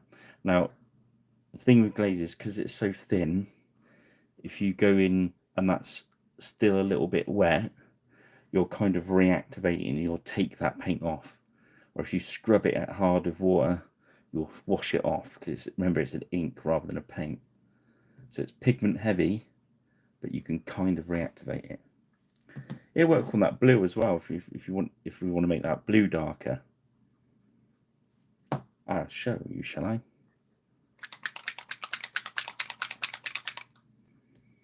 Yeah, pretty good product. I like them a lot. But sometimes you got to be careful, because sometimes you'll destroy your own good work. So if you do, say you done some really nice blending, and you really, that's quite nice blending, that is, you put the glaze over it and it almost takes it away to nothing. So sometimes it's best just to leave as is, or just do a little glaze on an area. So just glaze maybe that, and just maybe that. But remember, those are taking those highlights. And if I put some water on there quickly, I can wash it off. There we go.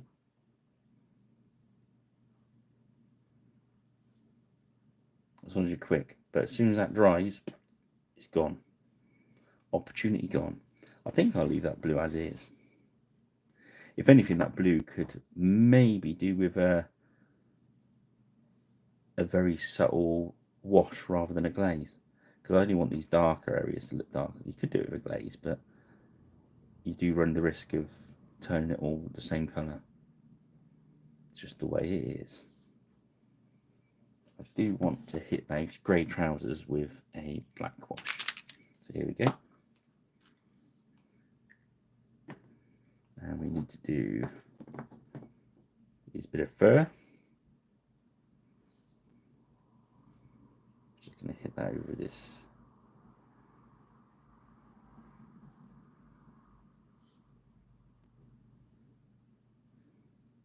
I go quite heavy with this because I know that I thinned it out already. Because this is one I've made up rather than if you put the army paint or pure one on there, that will just be black. It's real dark, which is good, but sometimes you've got to put a little medium on there just to thin it out a bit. Stop it being so crazy strong.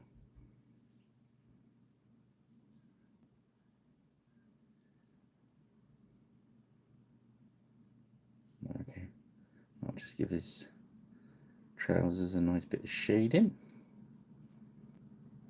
You see how it's gone on the helm there? It's really cool. And let's see how our purple's getting on. I would usually leave it just a little bit longer. So on the patch, that's fine.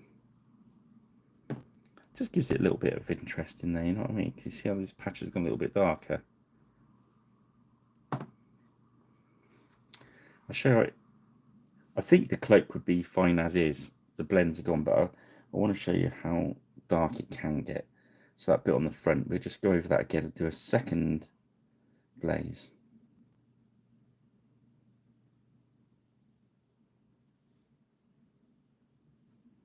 That's everything.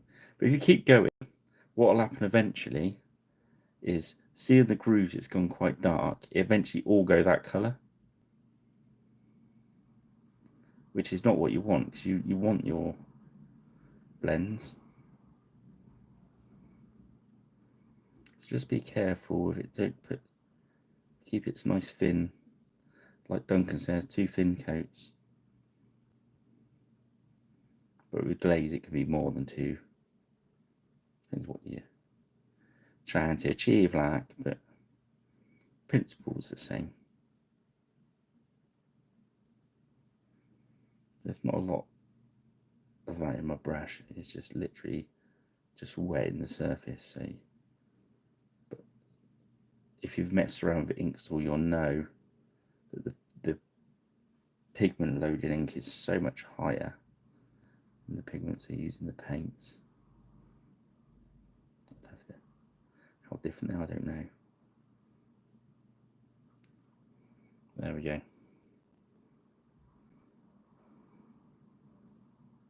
Yeah, you just got to be careful with it, Artemis, because you could ruin you end up taking your own blends away.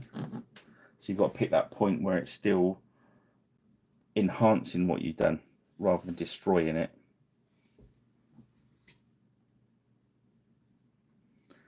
So next we're going to bootstrap brown. So this is our levers we're hitting.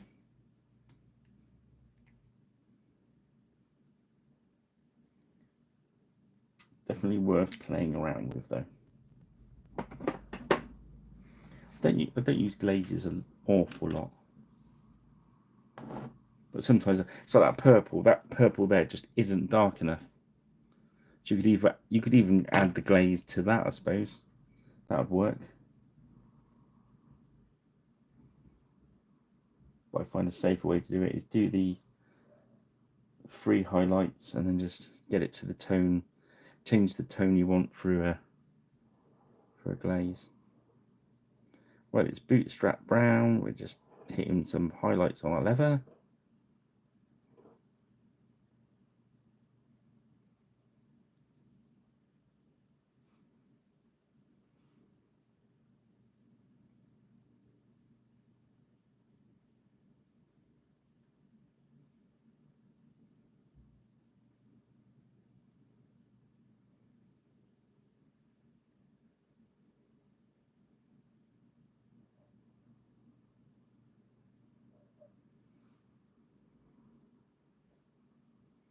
I was just looking at that skin's got a real leathery look to it.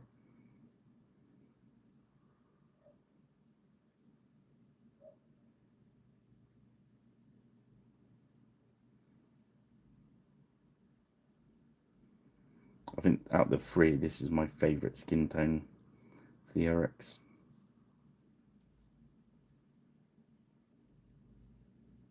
Well, the olive is quite nice as well. I think the bright green's a little bit too bright for my taste. But it's going to add a nice, interesting contrast. You know, just looking for the areas on that brown we hit earlier where we wanted to just pick a little bit out.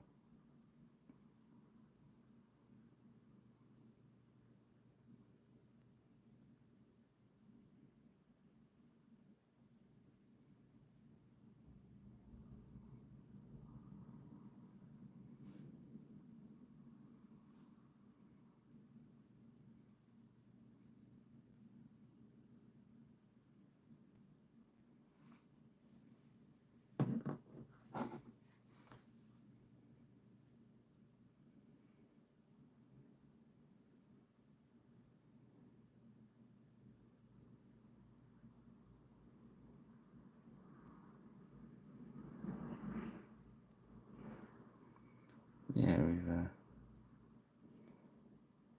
quite a bit of purple in these in the end.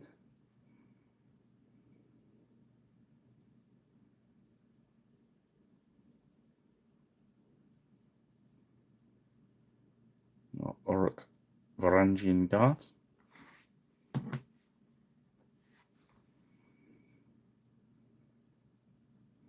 I'll still do the oh, sorry, I need to get it close for the focus works. My apologies. I still do the very basic shield pattern, I think.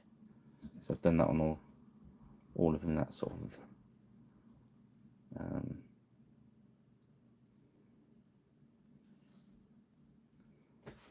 three lines of blurred.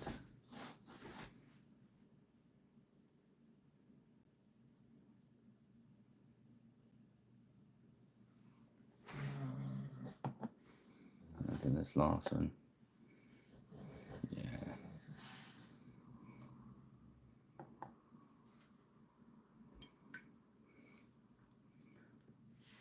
Just didn't want the shields taken away from the miniature. I wanted the shield really plain. It's unlike me, isn't it? And now leather brown for the highlight. We're almost there on these guys. So I've not undercoated the shield yet, so I can't paint shields, but I'm only painting black anyway. So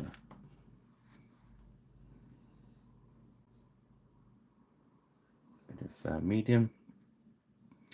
And just a little touch for highlights. Touch and go, touch and go.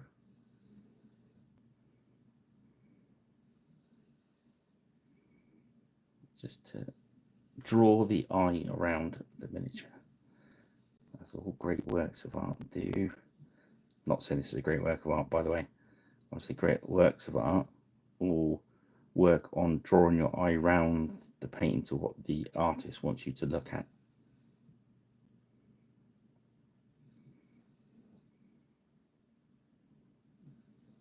So what we want is we want to make our miniatures stick out, so we have to put highlights all over the place. And in fairness, if you think scale wise, we're probably putting too many highlights and shadows in. It's quite a big discussion, this, but scale shading, I have to put extra shadows in and extra highlights because of the scale of the miniature than there would be in real life, because our eye can't pick it out otherwise. This is why sometimes a miniature looks realistic and sometimes it doesn't, because your eyes, everyone's eyes are different, as I said earlier. So everyone put the shadows where their eye feels they should be.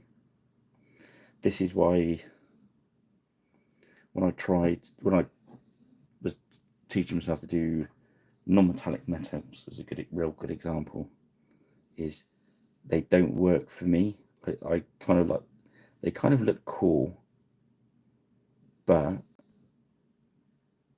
they don't work for me because of the way the shadow is.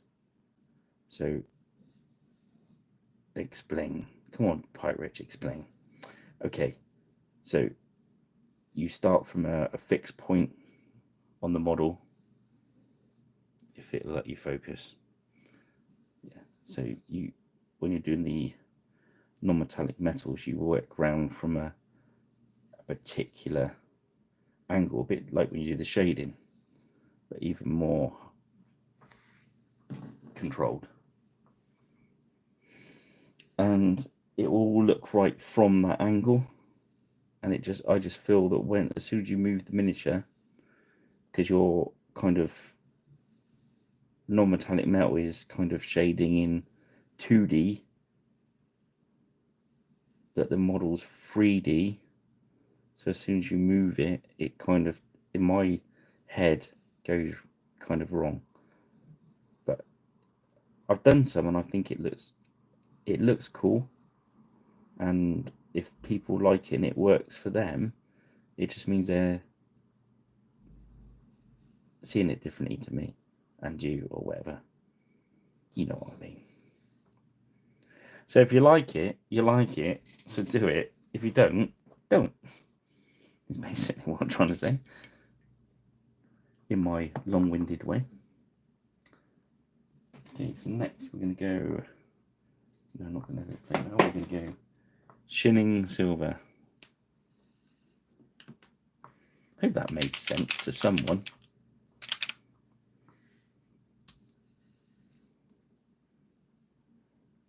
I think my simple brain likes the fact that if I paint in metallic silver, it's shiny and silvery.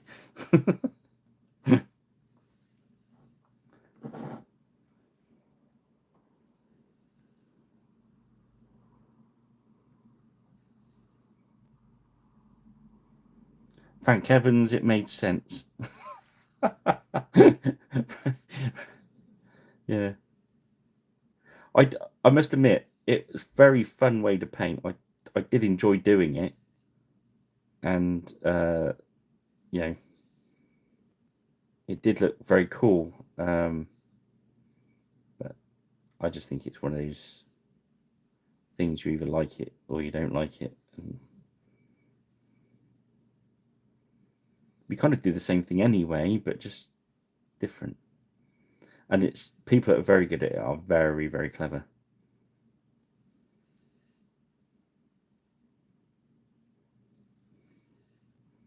So I'm just going over the miniature at the moment, and I'm just, where we darkened it off with the tone earlier, again we're taking it up again. I'm not too worried because we're going to put some rust and that on these guys. But we don't want all the areas being shiny, and we don't want all the edge of that spear. We want to look like it's very sharp, especially at the point.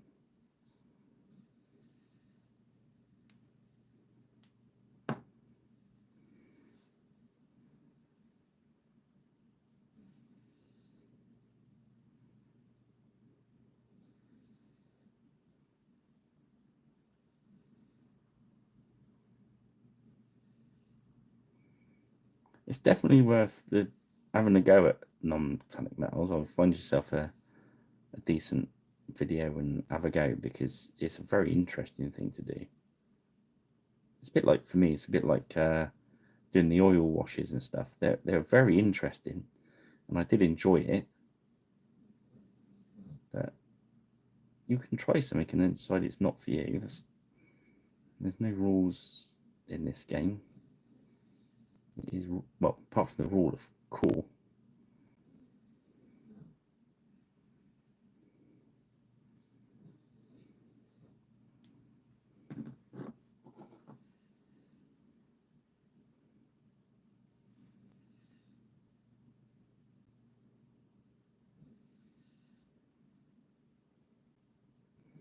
as ever on these videos, I'm not telling you this is how you should paint a miniature.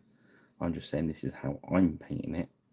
And if you can glean any, a bit like Kubler said this earlier on, it's nice to see a miniature painted in a different scheme. So if that's what you can get out of it, that's brilliant. I can't like this guy now. He's pretty groovy. That, see how the cloak's gone nice and dark now, Karen? Is that okay? It really sorts that purple out. It really does.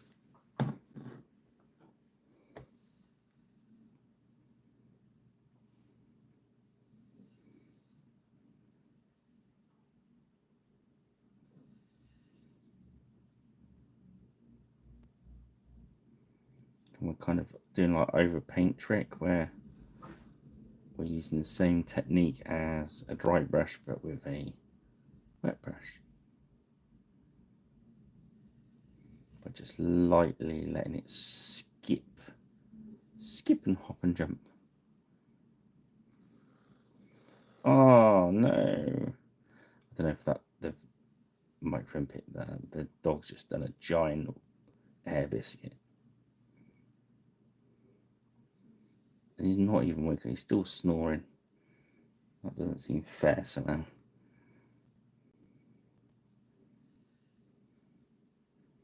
Although saying that, you are actually immune to your own brand, aren't you? So it wouldn't have affected him that much anyway. Okay, so let's highlight the gold out. So let's get the bright gold.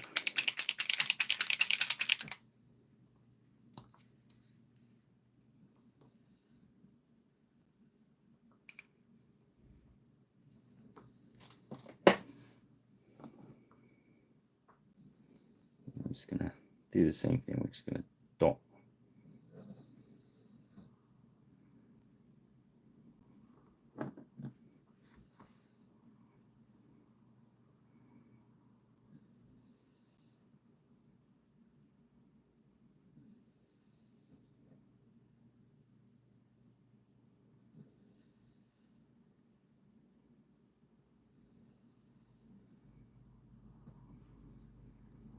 I don't want too much of it. We just want a little areas here and there just to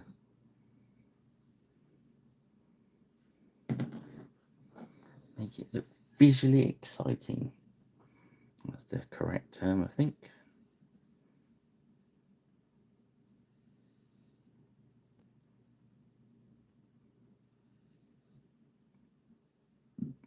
You still there, Karen?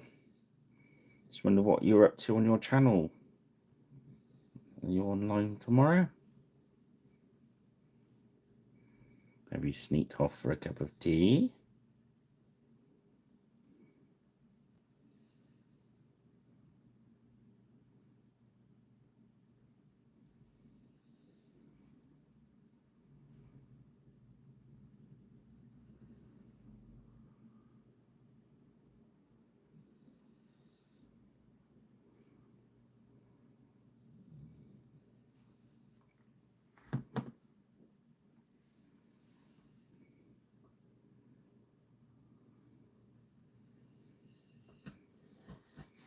There we go. Let's just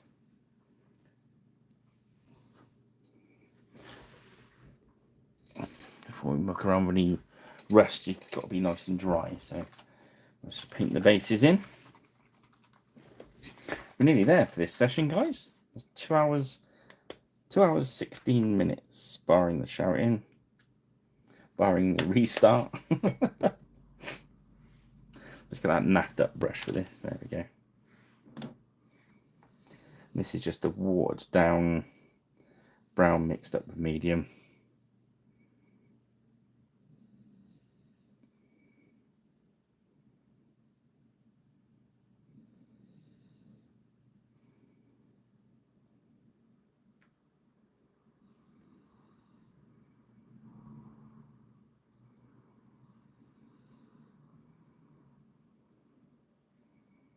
I'll just keep it nice and thin so the pomace shows through. That saves you doing a highlight.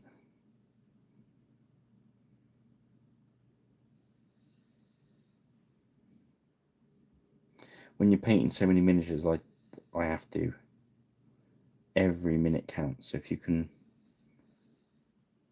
cut a layer of painting out, so if I had to undercoat this, paint it brown, paint a different brown, dry brush a green, dry brush a brighter green, you get it.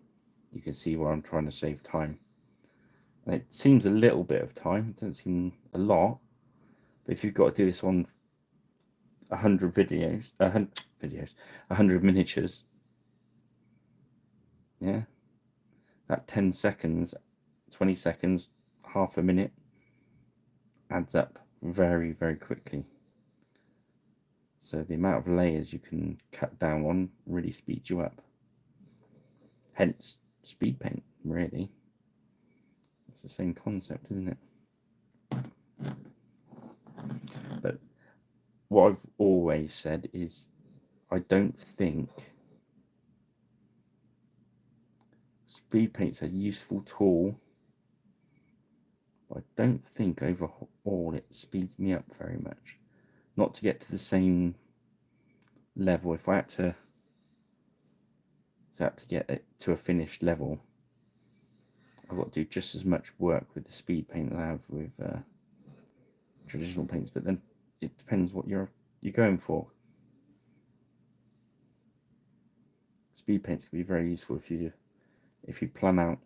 map out your paint scheme to include lots of shortcuts. I tried doing another video like that. I did one when they first come out. I'll see if I can do another mega fast speed paint with some Saxons or something like that.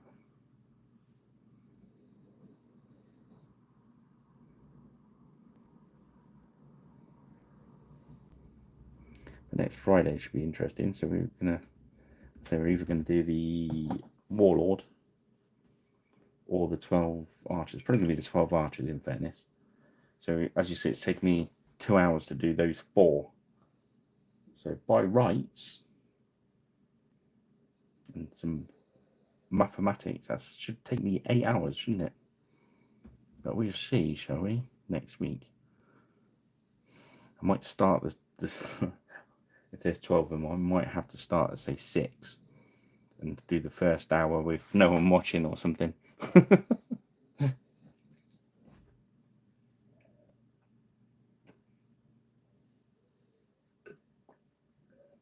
Because that will be 1.2.3 point, and that'd be the 4th point.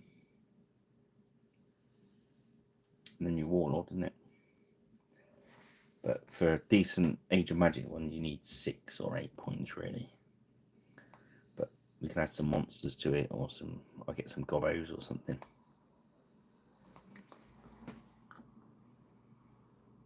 Get some gobos and turn them into house elves.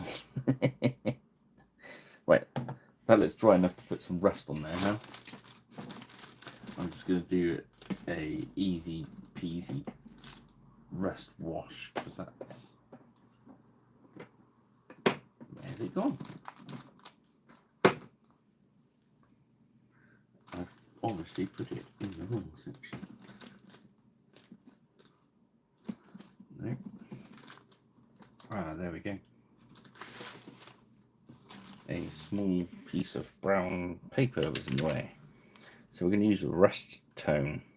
It's from their wash section, which is interesting. Where the other rusts are the special effects ones. We're just going to use some of this. Yep, still got my crappy brush, which is good. Another interesting thing you can do, this is a crappy brush, why not, is get your sprue snippers and hack it around a bit. Try and get some different lengths on there. Pull some out. Oh, Karen! Teacher! Pyric's gone mad, he's attacked his brush with some plastic clippers. As you can see, that's kind of crapped now, but watch this. load some of that in. Load some out.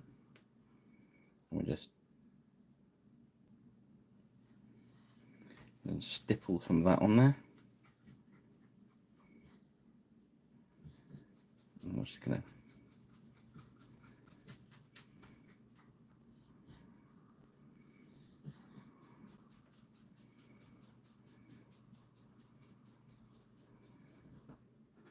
I was going to throw its brush out anyway, so don't panic.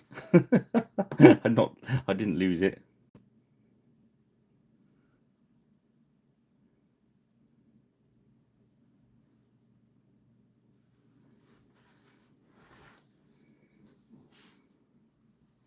We can do a bit of sponge. We can do it with the tip of your brush, just gently.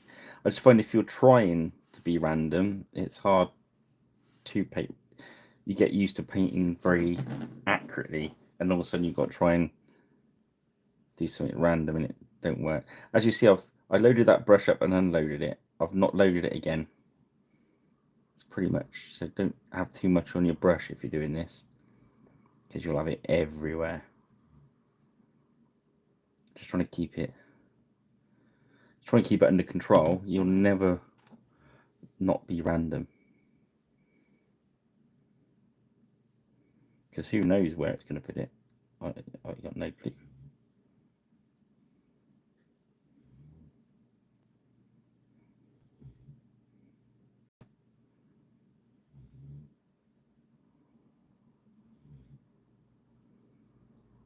I might just put some.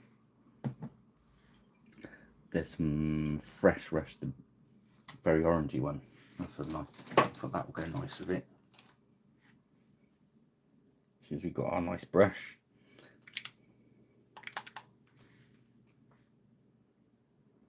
I need a little drop of this because honestly, you probably do this at the tip of your brush better. But I can do it with my rando brush. Copyright rando brush. I'm just gonna just touch down in various random places. You see, it's hardly doing anything. Don't be tempted to swoosh it around because it will just put loads down. That's not what we're looking for. Not with rando brush. Has rando brush earned its place in my paint rack, do you think? Should we use rando brush again? Do we not like rando brush? Is there any rando brush haters in the chat room? Have I lost my mind? Should I switch the video off and go and calm down and seek medical help? Or at least speak to my wife? Or speak to my dog? What if my dog answers? These are many other questions.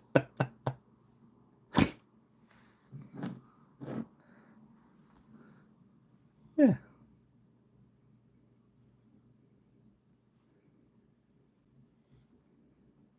Rando brush is pretty much working really well now. It especially likes this dry rust. Look how wide and angry rando brush looks. You wouldn't want to anger rando brush because he could ruin your miniature.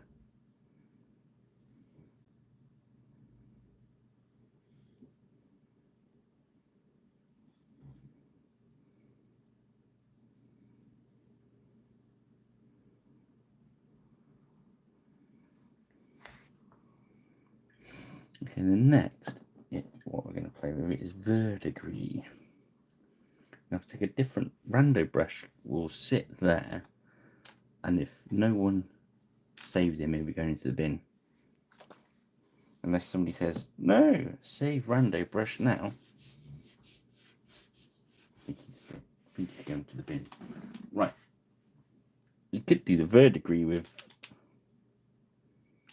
Should rando brush stay? That's the question, Kuba. Has he earned his place?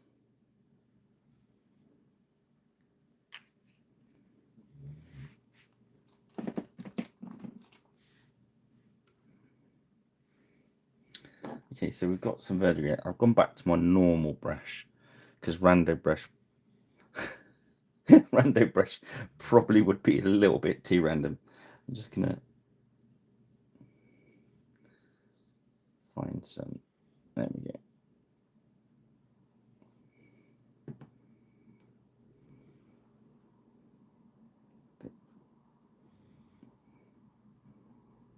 What we're looking for is anywhere where there's a bolt or an edge.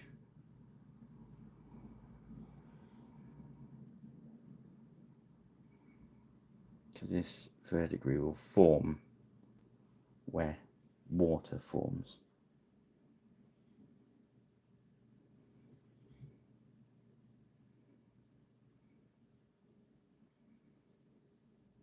It'll be like a runoff.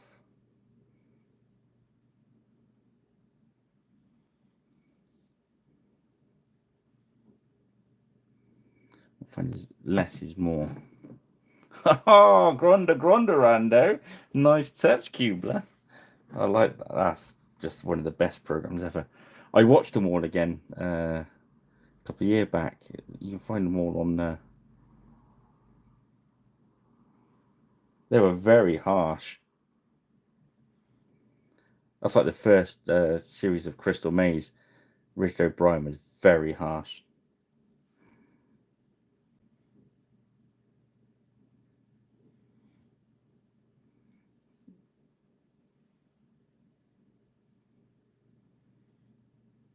Well, another thing I just remember, was it Fort Boyard with Tom Baker in the lighthouse? That was awesome.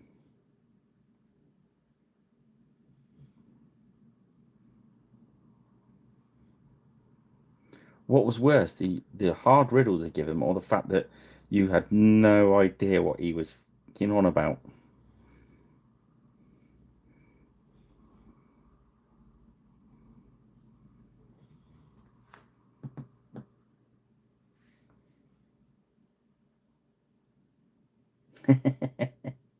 Okay, Rando goes into the paintbrush holder. There we go. He's safe, Kubler. Down to you, my friend.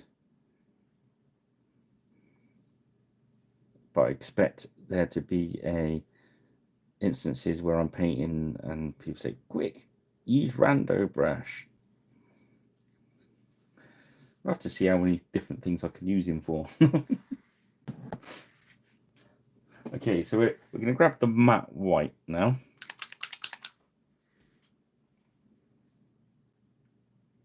I'm going to sort their eyeballs out. We won't do that with rando brush because, in fairness, oh, rest in peace, Stumpy. So we're going to paint the eyes white, the whites of their eyes, just so we can then paint them red.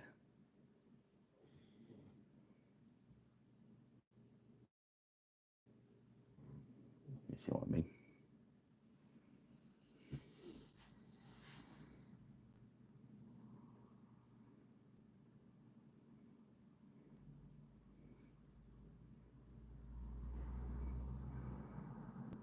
Pick out their fangs with a little bit of white paint as well while we're in there.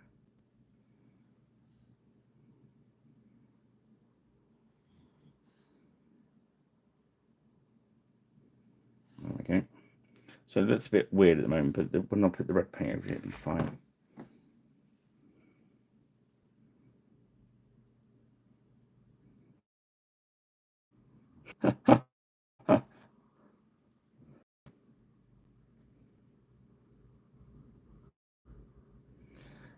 And all this without any glue being used.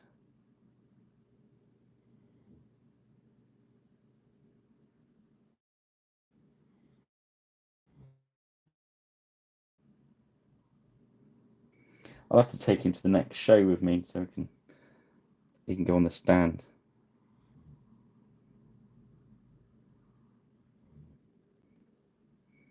Is Rando Brush at the show?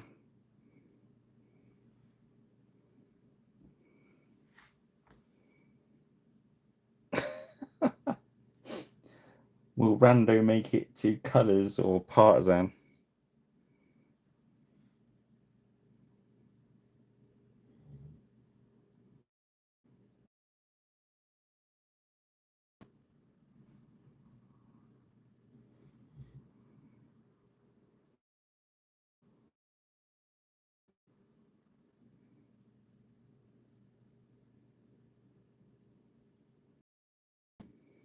I'm really happy with this one. This makes me happy, this one. They just look so different to the others. It just goes to show, doesn't it? If you're willing to sort of experiment. I mean, these might have been a complete disaster. I mean, I suppose in some people's eyes they probably are, but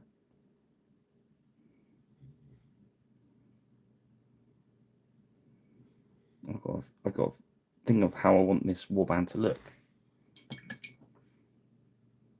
Just at the end of the day, it's up to me, really, isn't it? But these are like these paint jobs on a Friday night are paint jobs. Tomato ketchup flavored crisps, Rich.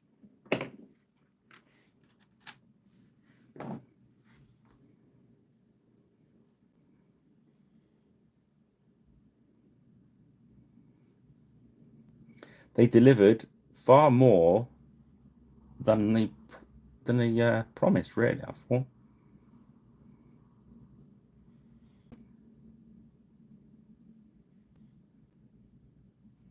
Just do the base lap of honor. We're waiting the eyes.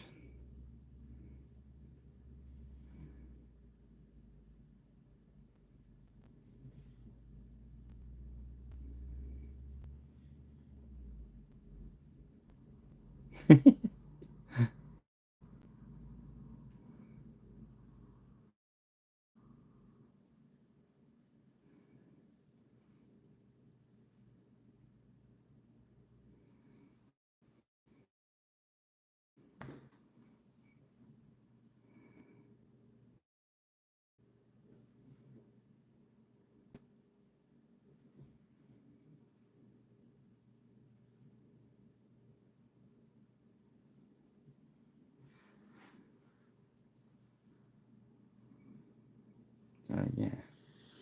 So I have to do the shield. Oh, do the eyeballs in a minute, and then it'd just be tufts, shields, photographs, and maybe even a 3D video.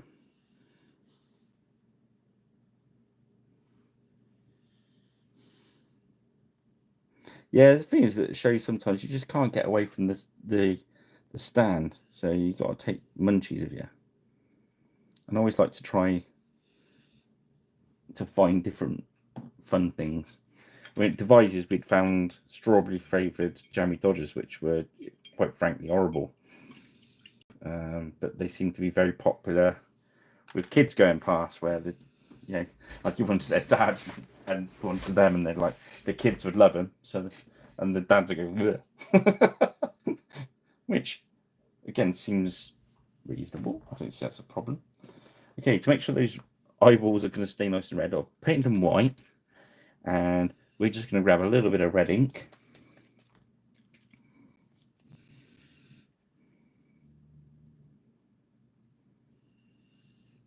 It was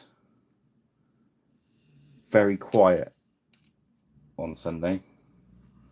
I say that allowed us to get away nice and early, in fairness. Did right on Saturday, especially early on.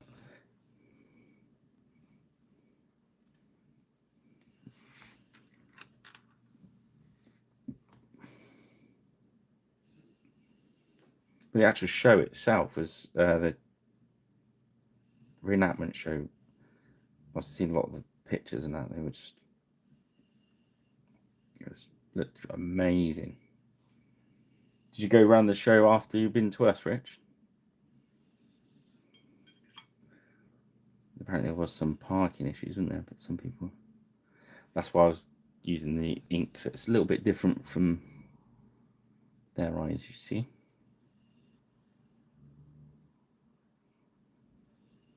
I thought, hey. Yeah, we saw it on the way out. It did look amazing.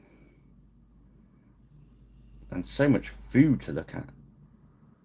Not that I'm kind of obsessed with that, but it did smell bloody nice. I drove out the Saturday night.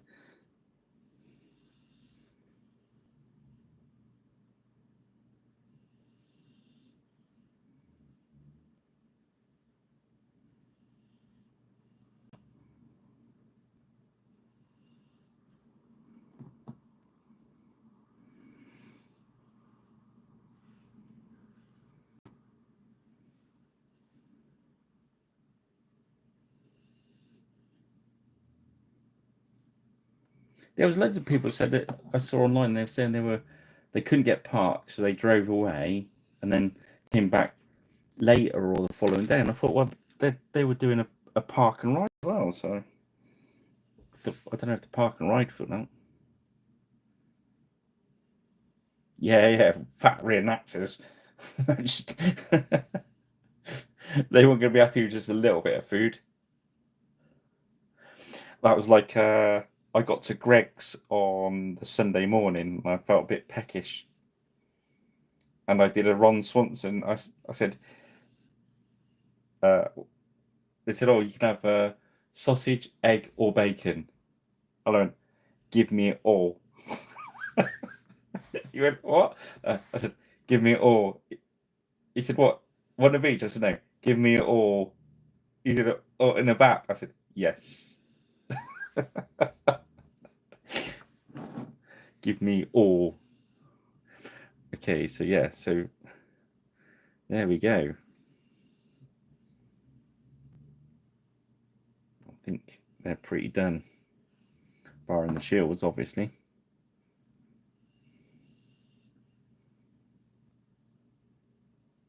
I can do a little bit of highlight on his fur, maybe. I'll do that in a sec.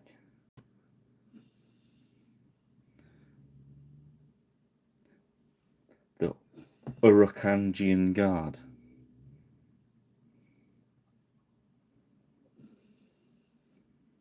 I actually like them like that.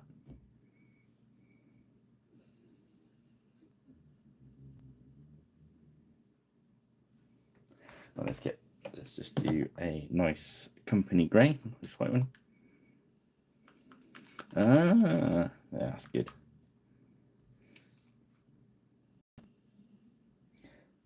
I mean, the shirt done well because they've got like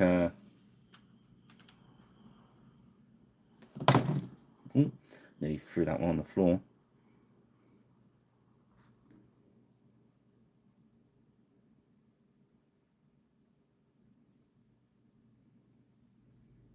I'm just gonna do a little bit of overpainting. Just lightly touching down.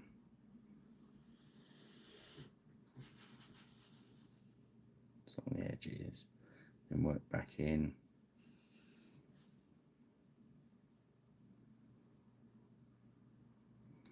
So not quite a dry brush. I'm just using the very tip of the brush just to highlight it out. There we go. Not too much. Want lots of the other grey left. There we go. So it looks like it's flecked. Okay, so I'll put the tufts on in a minute, and then we'll do. So let's have a look. There's week 1, week 2, week 3. Well, should we get the same? See if there's the same intro in each batch. It'd be very similar. Oh, there's no cloaked one in that one. That's because I'm holding in my hand. He's got a cloak.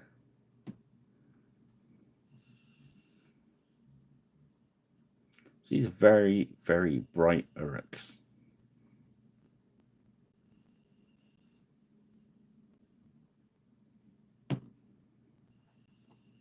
I'll get some photographs in the morning.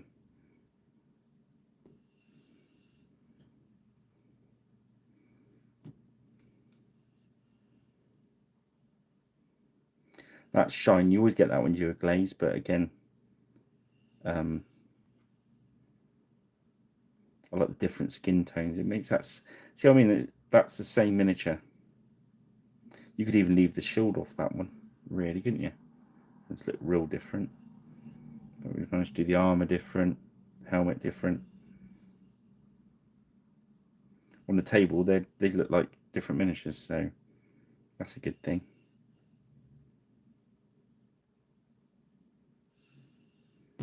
Let's see if we can match any others up. So there are different ones, but obviously they haven't got time to sort them through. But yeah, that's different head on that one. There is quite a few different ones. Colin, as a sculptor, he will go to the nth degree to have so many different ones, which again is why on a big army, it does, those subtle changes make a big difference. Whereas in a small war band, in fairness, those last two I picked up, was it that one and that one? Was that one and that one? Even though they look, they're completely different. In a big army, you won't pick that out, but you do on there. Whereas these two were just at a different head, I think. One has a different pose. He's leant forward. So I mean, that Colin does some that are very similar, but have just tiny differences. When you think about it, that's how they would be in real life as well, wouldn't it? Because if one uruk stood next to another uruk, they are going to look similar. I don't want to say they look the same, all look the same, because that's a very uruk-ist thing to say. And I don't want to get caught up in the uruk issues. All right, I'm going to stop waffling there. Right, 2 hours 45 minutes. We're done, I think. Shields aren't going to take long in the morning. I'll undercoat them in a minute. And I'll put the tufts on. Thank you for joining me. Sorry the first feed went kibosh, but I shall make sure I delete that one and retitle this one. And then next Friday, all being well, I will do a mega session. I'll start early and see how it goes. As I say, I think there's 12 in that batch. So we'll see how far we can get if I start at, say, 6 o'clock or something. So don't be surprised next Friday if I start early. Don't feel obliged to join me at 6. Joining me at 7 as an influx of people would be great to keep me going. Right. Thank you very much, guys. I'll stop waffling now. That's been the Uruks from Ragnarok from Gripping Beast. I've been Pirate Rich Paints. The dog's been farting. Thank you for joining me. Have a smashing weekend. Don't forget to subscribe, like, share, anything else you can do. Also, don't forget to check out Pirate Rich Plays, where I'll do an unboxing on that little tank. See how that goes. I'll see if I can get it painted next week. All right, guys. Thank you very much for joining me, and see you again. Bye now.